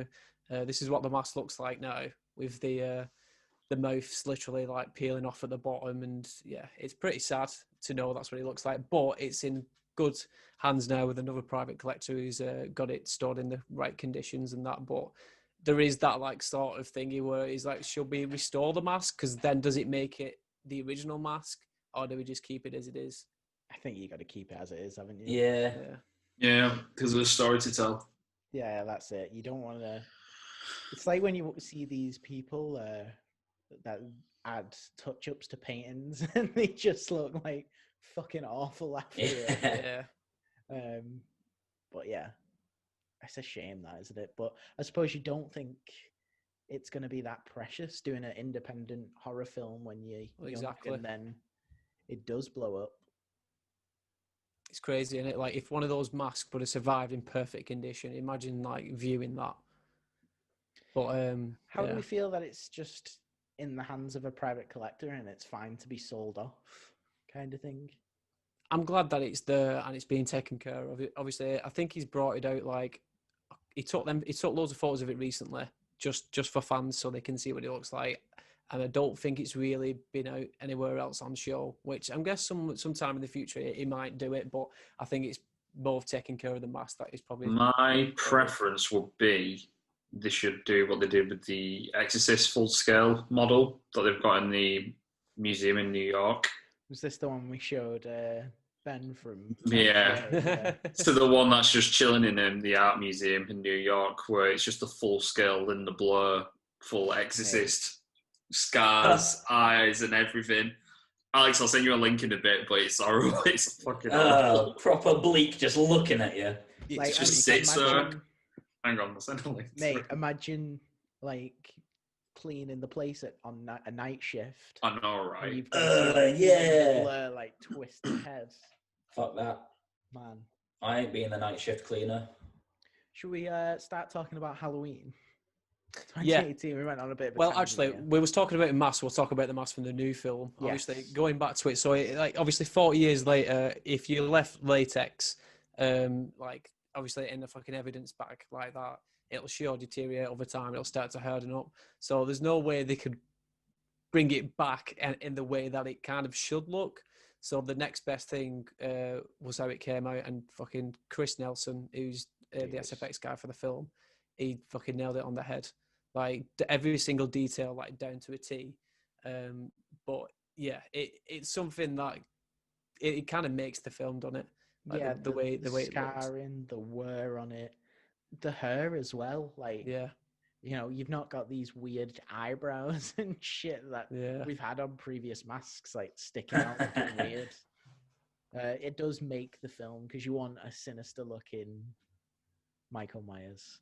Yeah, it Like, does. you try and like picture so this is directly from 1978 Halloween, as I previously mentioned. So there's 40 years of the build up between Michael and Laurie Strode. You want some of that looks sinister and a bit haunting. Yeah. Like, this is finally a scary mask. So I mean that mask brings it, whereas the original, obviously, it was more the fact that it was just a blank, emotionless like mask. Yeah, exactly. Whereas this still keeps those features, but again, it brings a whole new like sort of terror to it as well, because he's fucking creepy, man. Did you hear the story of how it came to be that Jamie Lee Curtis actually got involved with it again? No, how did that happen? Sean partially told us about this, didn't he? But then Yeah, so the story is that she did this conversation recently with Nev Campbell, discussing obviously Scream and Halloween, this sort of discussion about it, but she was away on holiday with her husband, and her godson, who is Jake Gyllenhaal, rang and said, "Oh, my friend David Gordon Green has something he wants to discuss with you about Halloween." And she was like, "Right, okay." So then they arranged the conversation, and he starts to try and explain. And she went, "I'll just stop you there. Just send me the script, and I'll just let you know tomorrow." And she read it and was like, "Yeah, I want in." Sound.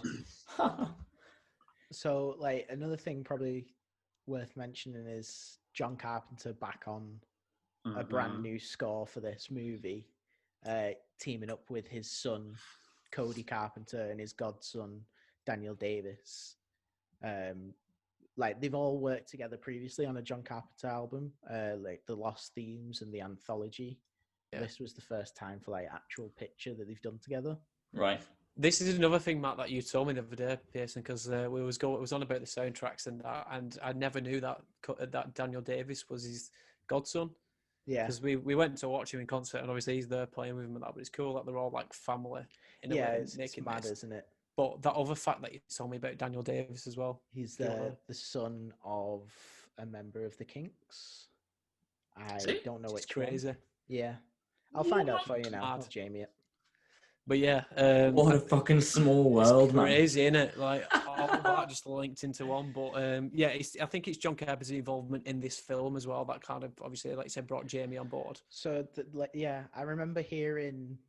So the three of them were going to work together, and then all of a sudden, you've got Daniel McBride and David Gordon Green presenting a script to John Carpenter, and it's like, oh, finally, this is a brand new story.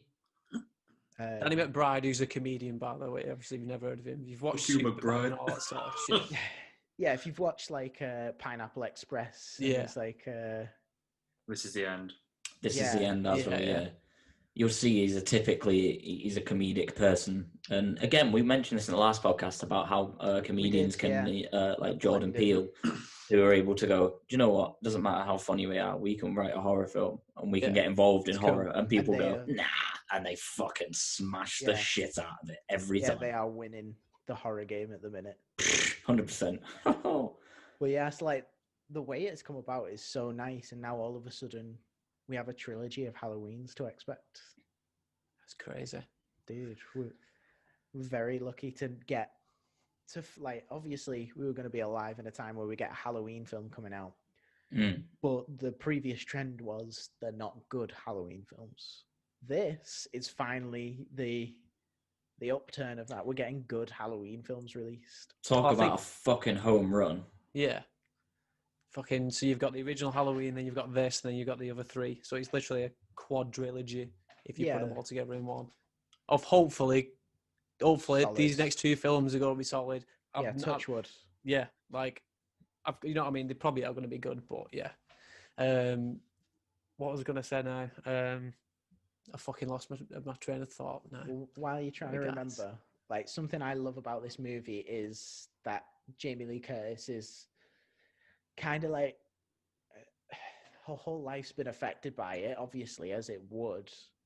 seeing your best friends get murdered while you're just trying to do an honest day's work and watch a little shit. But like she's got like a bit of PTSD where she's always on the lookout. It's affected her relationship with her daughter.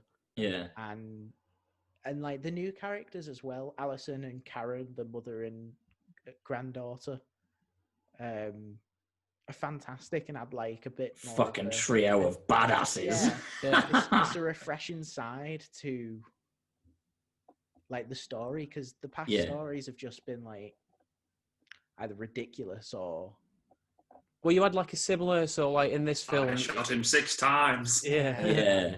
I mean, you can see how like the whole like how Laurie's reaction and the PTSD has sort of like affected her family to the point in where she doesn't speak to her own daughter anymore. Her daughter won't speak to her. Yeah. And her daughter's trying to keep her daughter like away from her. and her daughter Which was is fucking taken crazy. away from her when she was young. And Yeah. Like you see how badly all this has affected her, which is kind of what happened in H2O when I was gonna say I watched She had that H2O last PTSD. night, and Yeah. like you see scenes where she sees the figure of the shape walking towards her. yeah.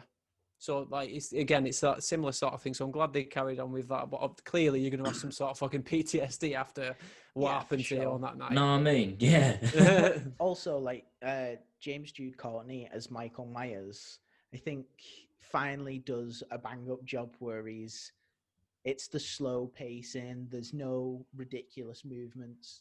Like I just mentioned, I watched H2O last night. I don't know who plays Michael Myers in that, but I always think about like some of the movements are just way too jump and too fast for Michael Myers. Whereas James Jude Courtney in this is fantastic. And if you want to listen to a podcast with James Jude Courtney, Ben Wells of Blackstone Cherry had a very good podcast with him. He did. Yeah, it was great. That episode. Yeah. But I think obviously they've hired James Jude as he's not an actor, he's the stunt guy. Yeah. So he's a fucking massive dude out of that. So him being in that Michael Myers costume must have been pretty intimidating as well on set. Yeah. What do Can you we think? talk about? Sorry, go on. No, do you want to say that again because you were breaking up? Yeah, you Yeah. broke up. Can we talk about the one shot? The scene where he's walking down the street, he bumps into the kids, and there's nice lighting going to the back of the house, and he comes around the back. So I guess that's paying homage. Like there's everything in this film. So many references.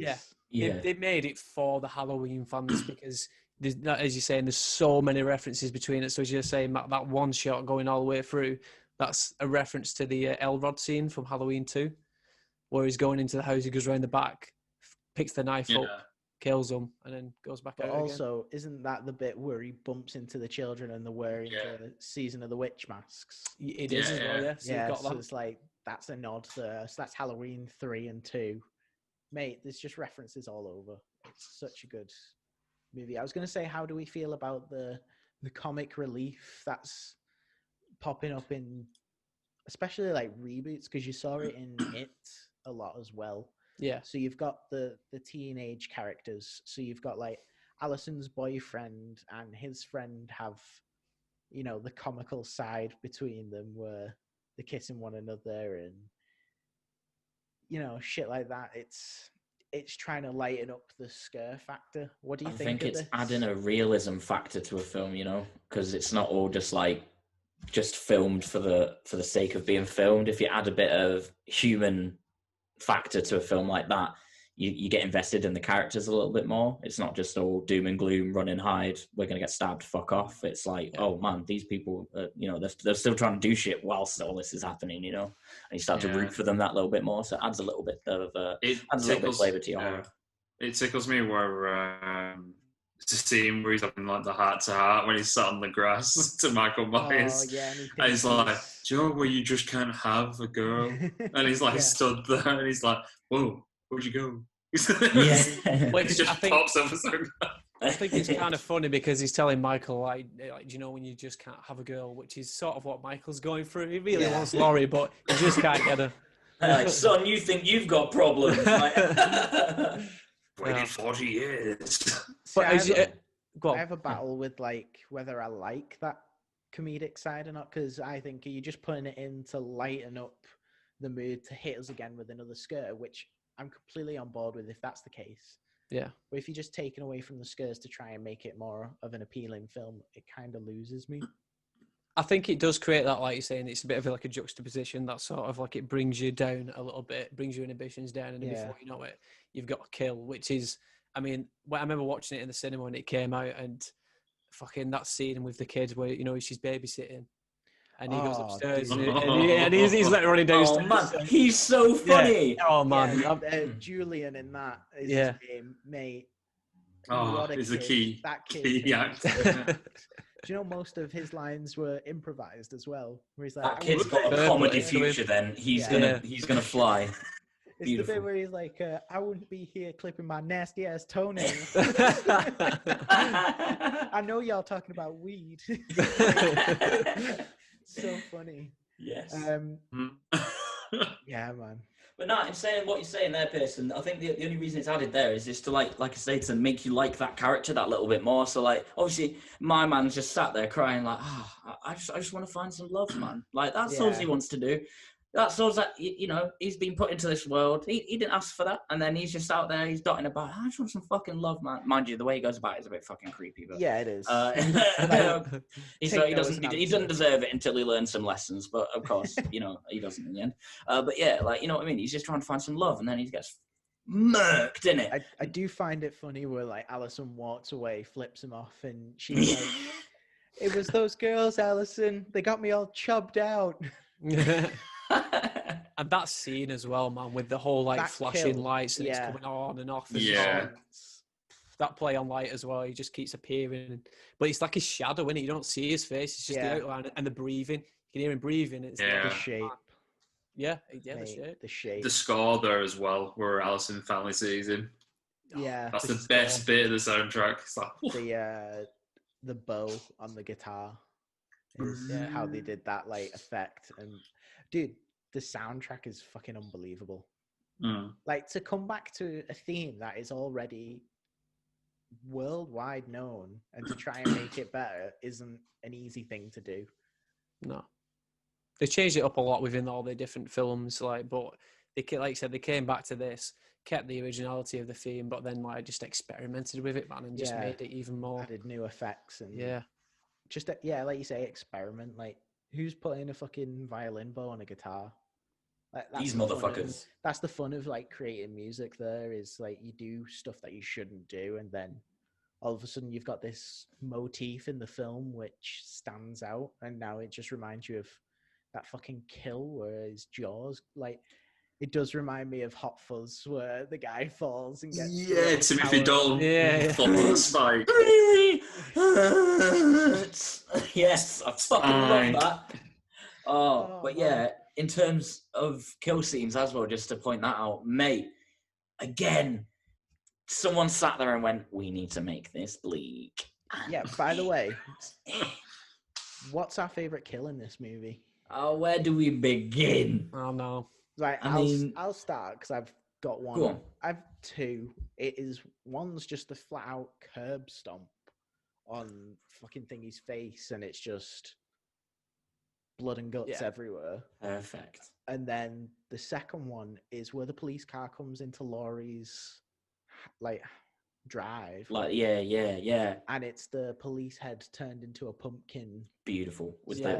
It's got candles inside, hasn't it, as well? It's a torch. It's the police torch inside. It's the torch, sorry. Because if he whaps out a Yankee candle. Yeah, man, he's got time. Mike's been shopping, mate. He's been down the road. He's well known. He's got a sponsor and everything. Oh, mate. One plot hole I do kind of have with it is, how did that police car get into Laurie's well-guarded, fenced-up, secure house without anyone buzzing or letting him in? Because they left it open, didn't they? So you think she would have locked the gates, wouldn't you? But she's had 40 years to plan for this, and she just leaves the gate open. But did she not do that on purpose, though? Because her intention was to get Michael that's in that true. basement, Yeah, so. that is true. Yeah. It's a trap. Yeah. Again, right. She fucking Akbar'd Michael Myers, didn't she? Yeah. Yeah. That's exactly what happened. I think that face stomp is one of my favourite kills. Mate, It's yeah. fucking brutal, that. Pearson, that is a fucking shout. That face stomp is a fucking Yeah, man. bitch. Yeah, first stomp, I'd say. Brutal. It's brutal. I do love like the other like we went off talking about this just to one another when it came out, but like when the babysitter is actually dead upstairs with just the sheet over her. Mm. Oh, and yeah. It's a reference to when he killed Bob and then puts the sheet over him and comes up pretending to be Bob in the original. Man. Yeah. It's effort, And that then- though, isn't it? And then Dave dies the same way Bob died, like stabbed up against a It's the wall. wardrobe, yeah. And then you've got, I mean, if we're going in for like Let's do references it. to the original, let's fucking go in. So there's one that I spotted that I spoke to Sean Clark about, and at the time he was like, that could be a thing, but nothing's been said about it yet. But I think it's since been brought up. Because when I first watched the movie, I heard it straight away. And there's a scene where you can hear on the radio. I think it's a scene where the kid's with his dad. You know, when Michael Myers breaks out. And on the Yeah. radio, you can guys- hear this song singing, I Wish You Had You All Alone, which is what Laurie sings when she's walking down the pavement after she bumps into... Is it when she sees Michael, she carries on walking after that, or is it a bit before that? I think it's when she sees him. Oh, no, it's right towards the beginning after she bumps into... after she's been to the Myers house and dropped the keys off. She Yeah. starts singing it, but she made that up herself. That was an actual song. She made them lyrics up herself and just sang this tune. And they brought it back for this film, recorded it as a song, and then it's playing on the radio, That's which insane. no one would notice unless you you know what I mean, spotted that like before in the film. It's fucking mental. That's like, just the little intricate bits, details, that, innit? yeah. So like just Yeah. little bits, and again, it's a complete twist on the whole like Michael stalking Laurie, and she's the victim. She makes him the victim. Game towards the end. fucking changer, isn't it? Yeah. From get go, you think she's going to be the victim again, but that Yeah, like absolutely. Michael standing in that doorway, you know what I mean, in front of the basement, and Laurie just appears out of the darkness because Yeah. in the Which original, is another reference, Yeah. isn't it? in the original, that's my favorite shot. Like if I, oh man, Put it fucking up. is Just put it amazing. up in post. Got to be on here. Yeah. But that shot of Michael just appearing out of the darkness and then slicing Laurie on the arm, which is exactly what happens in the new film, except it's Laurie appearing out of the darkness and then slices Michael on the arm with a knife. It's fucking mental. It's so good. And then again, the balcony scene. Yep, where she Oh, yeah. disappears. Yeah, she Instead of gets thrown off the Michael. balcony, yeah, Yeah. and disappears instead of him. It's oh man, I love it, love it. I could fucking go all out. I love This it. could be a whole episode, but surely everyone has watched Halloween 2018 now. You've got it. So yeah, it's on Netflix now. It's been on Netflix in the past as well, hasn't it? No, I this think is the first time. The Yeah. first time, is it? But if you want to get in the Halloween mood and you're taking any of the 31 movies we've recommended, Halloween 1978 and the 2018 Halloween, just start there. Yeah. Straight up. Fucking I'd brilliant. say watch them one after the other as well. Yeah, that's the sequel now, isn't it? That's hmm the way to do it for this. I think I'm gonna give it the first 10 because I'm biased as fuck. Mate, that's fine. I'm giving this a 9 because I gave The Shining a 9, and The Shining is apparently my favorite horror movie. Oh so- shit, yeah, man. What would you give a 10 then if you fucking? Well, this is like, to me, I have to have headroom because something could get made and brought out in a couple months, and That's a that good could be point. my favorite. That's a good point. Therefore, like, I gotta have headroom, so 9. Fair enough. Because I always battle with what is my favorite horror movie. Is it Halloween or is it The Shining or The Shining? As I watched on the watched Treehouse of Horror again the other night, and there's The Shining, but because of copyright, they just call it The Shining. Mate, I fucking love Treehouse of Horrors. I need to get on them. I need to binge. Joyce, the one that really creeped me out, just to completely sidetrack it for a second, there's the episode of The Simpsons Treehouse of Horror where Homer gets Snake's hair. Oh, I don't think I've watched that one yet. Oh man, that's the one I remember. That's like the first one I remember where like they take off like Homer's scalp and put Snake's hair on it, and it starts making Homer act like Snake and try and kill Bart. Oh, that's quite cool. And in the end, he starts like pulling his hair off and stuff like that. Do you know, carrying on with The Simpsons and also on that final sidetrack there on The Simpsons is there's always one joke from Homer that I'll always remember. And I remember because we were sat there in year 7, right? and we got the big projector that gets pulled down in the fucking hole. They pulled that down and put a Simpsons episode on, right? And I just remember this joke where Homer comes out and goes, "Hey, look at this country here. You are gay." And I don't know why, but it just sticks in my head every time. He's obviously talking about Uruguay, but it's just I'm so sticks in happy my you head. added context there. I know, yeah. It's just the way he looks at it and points at it and says it so proudly, like he's done it correctly. And I'm sure during the episode, someone just looks at him like, "You an idiot." Mate. Fucking brilliant. Right, so Matty, you gave Halloween a 10. I Straight gave it a 10. 9. Smith? I'm gonna go with 9 with yourself. We saw it literally on the release day that it came out, which was just a bit prior to Halloween, wasn't it? It was about the beginning of October, I think. And yeah, when we went to the cinema to actually watch it, it was a full engrossing experience. It was fucking sick. And as I say, as we've all said, the way it paid homage to literally 1978, 40 years ago, or 42 years ago, it's just fucking brilliant. But yeah, with Pearson there, 9 out of 10. I'm not going to give it a 10 because fuck you, Matty. But yeah, Headroom. 9 out of 10. Headroom. I'm going to give it a 9 as well. Sorry, Because do you want to say that again? You broke up a little. I land. Can you hear me? Yes, you're back. Yeah, we're back. Thank you, Sky. So I'm going to give it a 9 because I think it really paid off. I think the way with this, I think the soundtrack was awesome. I think the storyline was awesome. And finally, for the best quote film of even going, I got peanut butter on my penis. Smith, Is what? Is that really how we're ending Halloween 2018? I got peanut butter on my penis. Smith, you did a proper Pennywise laugh then. He did. Oh, it just caught me off guard. I wasn't expecting it. I forgot about that, to be honest. Oh man. Do you know what? Can we make a thing as well where for the last podcast we need to every film that we watch, or have not every film that we've watched, but the ones that we do mention in the last one, we have to find like a favorite quote, whether it be something that's either dead hard and dead metal and just be like, just before someone dies, like a dead like fucking like you deserved this anyway, and then they're fucking dead, or just like a really funny quote like from Final Destination where Final Destination 4 is, me and Matty laugh about this all the fucking time, where one of the main characters gives this homeless man some change, and he's going through it, and he goes, "A penny? That's some bullshit." And honestly, it cracks me up every time because you just don't expect it, but it's like the comedy bit in a film. You know how you're saying like, "Oh, you shouldn't really have that," but I don't know why that bit kills me. Mate, So do you know what yeah, that reminded me of? Just a bit of a side note.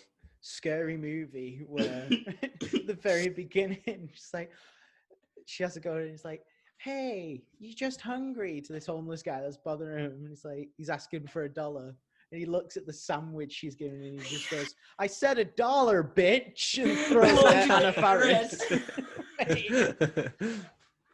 Oh, we need to do just a bonus episode just on horror comedies. please. Yeah, do you know what? Yeah, we need to. Do you know what?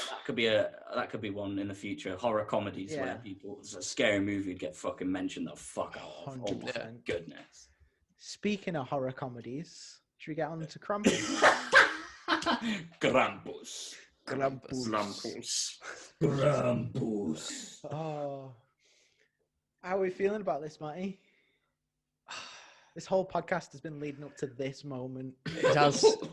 Shall I give the synopsis and then let you go off? Yeah, Just give the synopsis, and then we'll just talk about it. A boy who has so enthusiastic. a boy who has a bad Christmas accidentally summons a festive demon. That's pretty much it, because there's not much story to it apart from that. No, there isn't. No. I'll let you guys talk about it first because I don't want to like do a shit on it as well before you guys talk. So I want to hear What do we all think of this bar, Matty? Because it's apparently what Matty thinks. I'm not big in it. So why aren't you? Is it because it's Christmas or No, let's get this out of the way. Let's just you guys talk about it first. No. Come on, this is about you now. No, I the elephant in the room. I want to hear you guys talk about it first, and I'll tell you my opinion, because that's what you're waiting on. All right. Let's just fucking keep this fucking nice. Yeah, to be fair, it's not the best film in the world. I don't care. I'll fucking say it. But it just could have been a lot better. Do you know what I mean? Like, there was parts that were decent, but throughout the film, I don't know. It was just one of those, when you get to the end of it, you're sort of like, did I waste my time? So I watched this movie, like, I never take this movie seriously. Yeah. To me, it's a fun, silly film. And what will tell you straight away whether it's a fun, silly film is the casting alone. Yeah. Adam Scott plays one of the main characters who I know mostly from Parks and Rec. Shout out. So, like, straight away, it's like seeing Charlie Day in anything. If I see that, I'm not taking it seriously. I know I'm in for that. Yeah. So, as much as there is some, like, you know, isn't there the fucking, what's his name? David Kocher, who plays Whammy in Anchorman. Yeah, he's in it as well. See, yeah. I think of him more as the inappropriate guy. Say that again, you broke up. I think of him more as the inappropriate guy from the office he's friends with got. Yeah, And, like, he just, like, creeps on he's women. like the inappropriate creep in, like, Yeah, he loads of is. films, but in, like, loads of little horror films. So, like, whenever you see him dotted about, he's just always like, I'd like a little go of that. And it's always like, are you talking about the baseball bat or me? And it's like, the baseball bat, of course. It's like, okay, all right. I think, like, it's like, it kind of tries to be a folklore tale, doesn't it? Well, that's what it is, isn't it? It's like Krampus is that, like, fucking opposite to Santa, in it. Like, if you're naughty, that's Krampus. It's I not think Santa, European. isn't it? Is it European folklore it's based off? Yeah. I want to say German, but that would be assuming. And we all know what that does. Makes an ass out of you and me. But yeah, like, doesn't it mention in The Office? Isn't the Belschnickel the German one? Belschnickel. Yeah, man. I'm making shit up. I've got to see. Oh god. Dwight says it's the Belschnickel. Like, hates him if they're naughty. It's like smacking shit. What the fuck? to be fair though, like, in this film, some of the way the kids are taken and abducted is kind of creepy. And What's like it called? the demon in the attic kind of thing is a bit like, oh, what the fuck is that? You wouldn't want it coming after you. Yeah, Like, it's not your that's ideal where- Christmas sort of get down, Yeah. is it? That's where, like, it's a fun horror film to, like, switch off and watch. I'm Yeah, putting this that's on nickel. Halloween night. I know it. On Halloween night, go on, sorry, mate.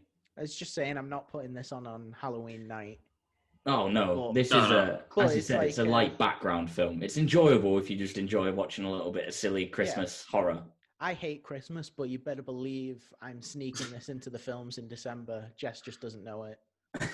It's like, it is a bit of horror. Right, this is where I'm going to start off with, right? So for me... Here we Oh go. fucking hell, here we go. Hang on. I just showed my 10 pence in before. Go on, Matt, before you fucking do unleash. it. Go on. So, it's sort of average film, but I can get along with it because it's not like a proper Christmas film and makes you feel like. I'm going to say that this could be easily avoided if the parents weren't dicks. I think the whole thing is something that could have been fixed if they just kind of went, "Don't be so mean as kids." Yeah, that's a shout. Fair point. Yeah, go on, mate. Go on, mate. Fucking Right. tell us how much you didn't enjoy this. Right, like I said, we all have our opinions on like what you feel like, you know what I mean, how we it go. comes across to you. Right, just for starters, for me, it's a Christmas horror, not a Halloween horror. That's for starters, just to get go. But then again, I wouldn't even say it's a horror. I can see where you're coming from as the comedy horror perspective, right?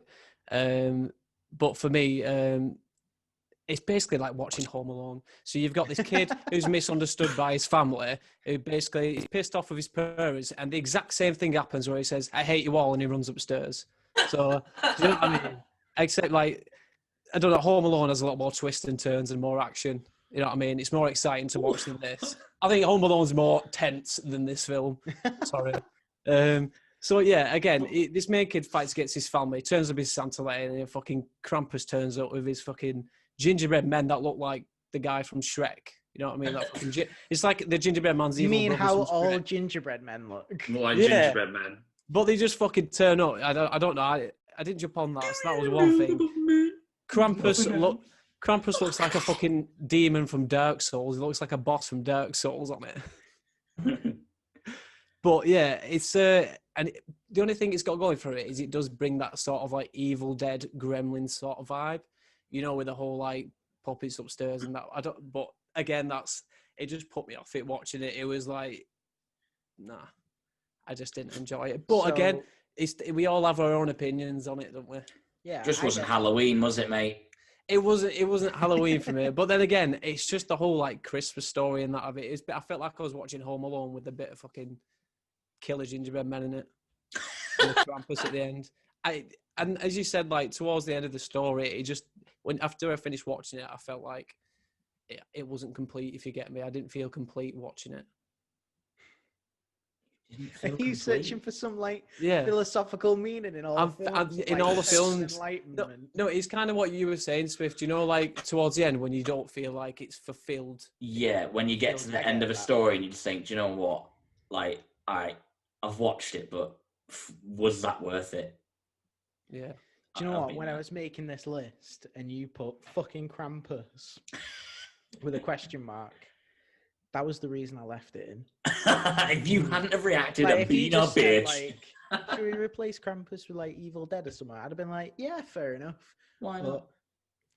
Well, the only reason is because we're going back to that is because we are probably going to do a Christmas list of horror films. So I only felt like Krampus belonged on a Christmas list.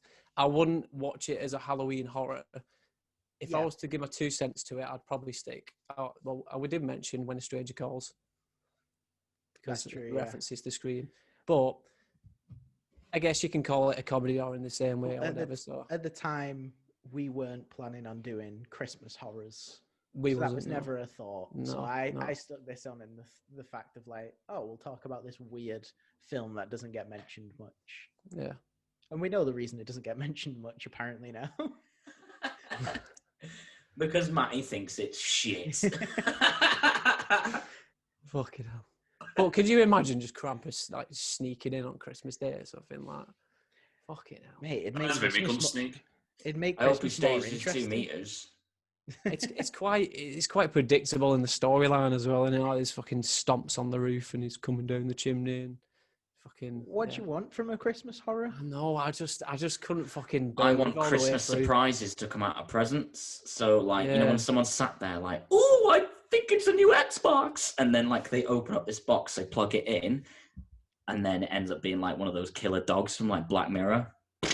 That's going to fuck your day up. Imagine that, 7 o'clock in the morning, you've been pestering your mum and dad to get up. Like, Do you know what that "Wake me." sounds like? Go Like on. a modern version of Stephen King's Maximum Overdrive. There we go. That's what that sounds like. There we go.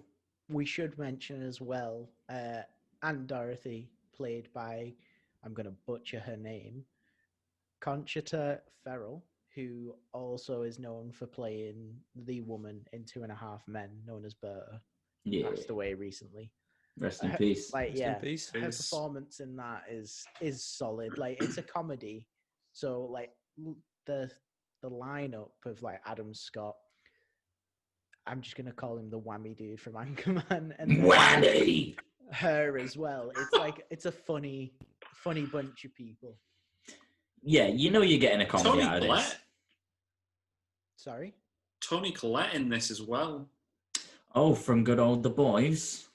No, Hereditary. Hereditary. Why am I thinking of... because I'm thinking of Tony Starr. Yeah, I've not Huh. watched Hereditary yet either. Oh! Knives Out as Oh! well. She's also out of The Sixth Sense as well. Shit. Knives Out. Sixth Sense. She's been in a few things, actually. She's dotted shit, around quite a Knives Out, lot. yeah. Forgot about that. Yeah, she's sick in that. And, oh, mate, Hereditary, that'll blow your socks off. Oh yeah, I'm looking forward to watching these movies, but you'll find all that out on Halloween when the episode 4 comes out. Yeah. So we're going to talk about a bunch of them. That we But are.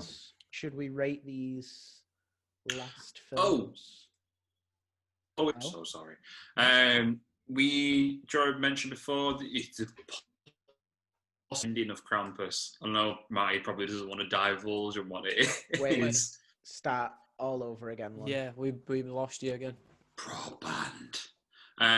Okay, so don't know if Matty will want to diverge into this with it being good old Krampus, but there's Krampus.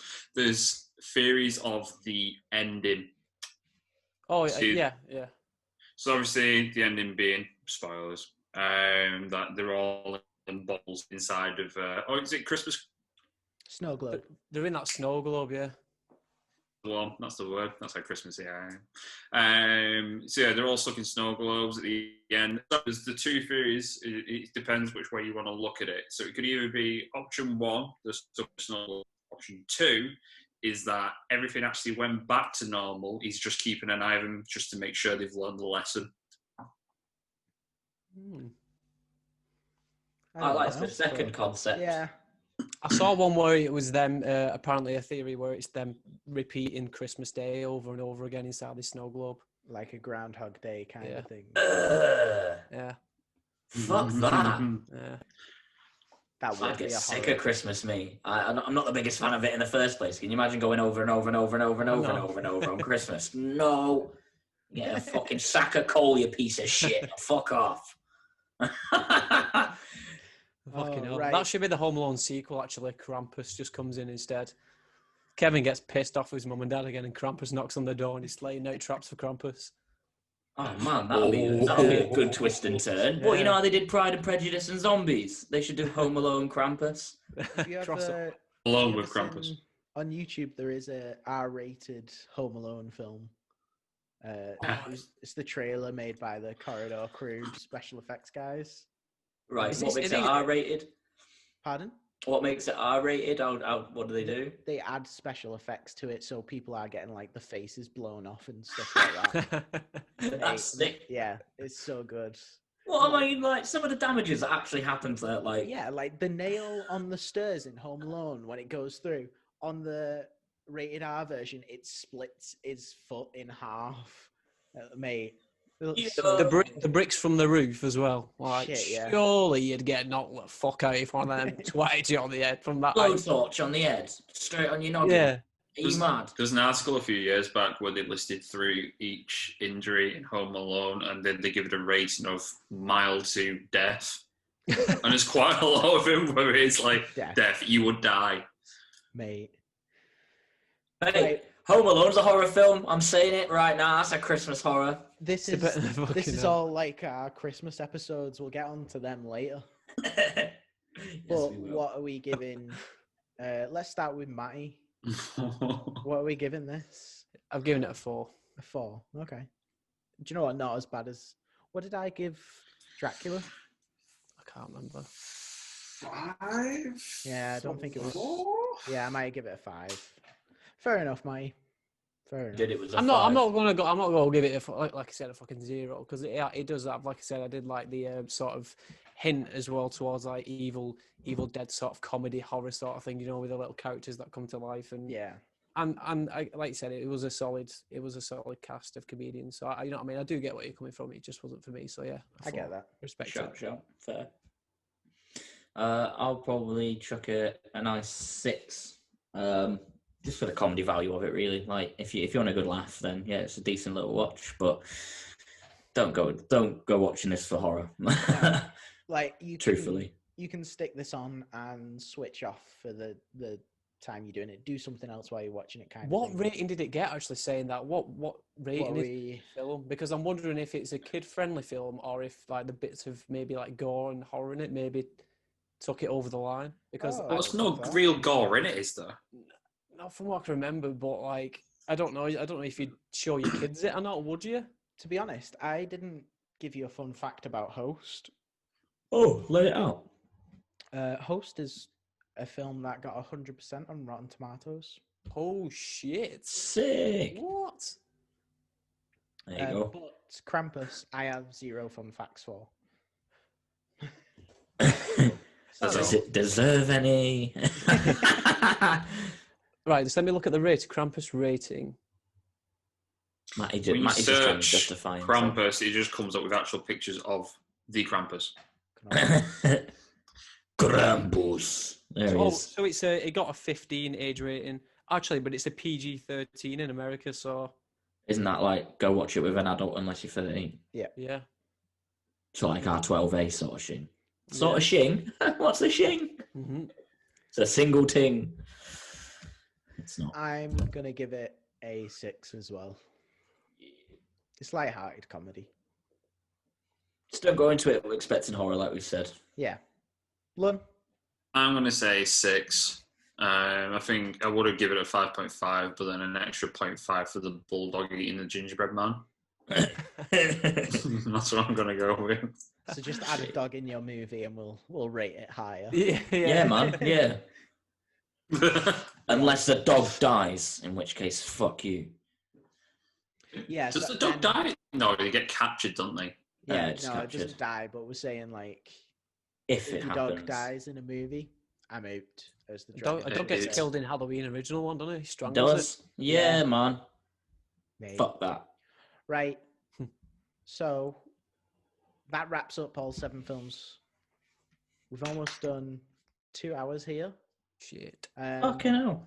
But I'm going to just reel off, from the 22nd of September to the 31st, what films you should be watching. So we've got Train to Busan, Midsummer, The Town That Dreaded Sundown, Strangers, Absentia, Scream, Carrie, Elm Street, It, and Halloween. What a fucking lineup that All is. those films we'll be talking about on the next one, joined by Ryan from God, how Karma long Radio. is that going to be? Yeah, man, that's going to be a long one. Yeah, that's going to go off. I've got so much to say about Midsummer. I'm not even sorry. I'm excited. Right, that's going to be a good time. What was the list again? Oh, it doesn't even matter. I'll find it out again later. You will. I'm so excited. I heard Midsummer and I was like, yeah! Sorry. The bias is coming out. Little bit. I like it. Right, that wraps it up for this week. If you enjoyed it, tell us about it, share it, rate us. Do you know what? I appreciate if you've actually got through these 2 hours as well, man, because you could have been watching one of these movies in the time you watched this. So, Do you know what? That's a valid point. Yeah. Do you know the good way to treat podcasts is when you're just dotting about and just doing little things. Like, because Yeah, if you listen to it in little short increments and someone goes, yeah, go watch that, and then you will, and then you'll go listen to another half an hour, and then we just talked about another 2-3 films, and you go, do you know what? These boys are on to something. What? Yeah, That's the way I look at it. I'd really like to know if anyone has listened to this and then gone, I am going to watch that. I know Ryan and Katie have. They messaged us about All Hallows Eve, but if anyone else has, by all means, get in touch and tell us about it. I want to hear what you think. Yeah, it's a good shot. I want to hear what people think about these films and let us know what you thought about it, and if you think we're right or wrong, or if we should stop talking about them. And if there's any horror films we've not mentioned you think we should be watching and be on the Some list, recommendations, yeah, good shot. recommend them so we'll get them on for next year. Right, well, that wraps it up. So thanks for listening to way too long of a podcast. Go watch Halloween 3, Season of the Witch. Yeah, we'll back that up. Right, thank you.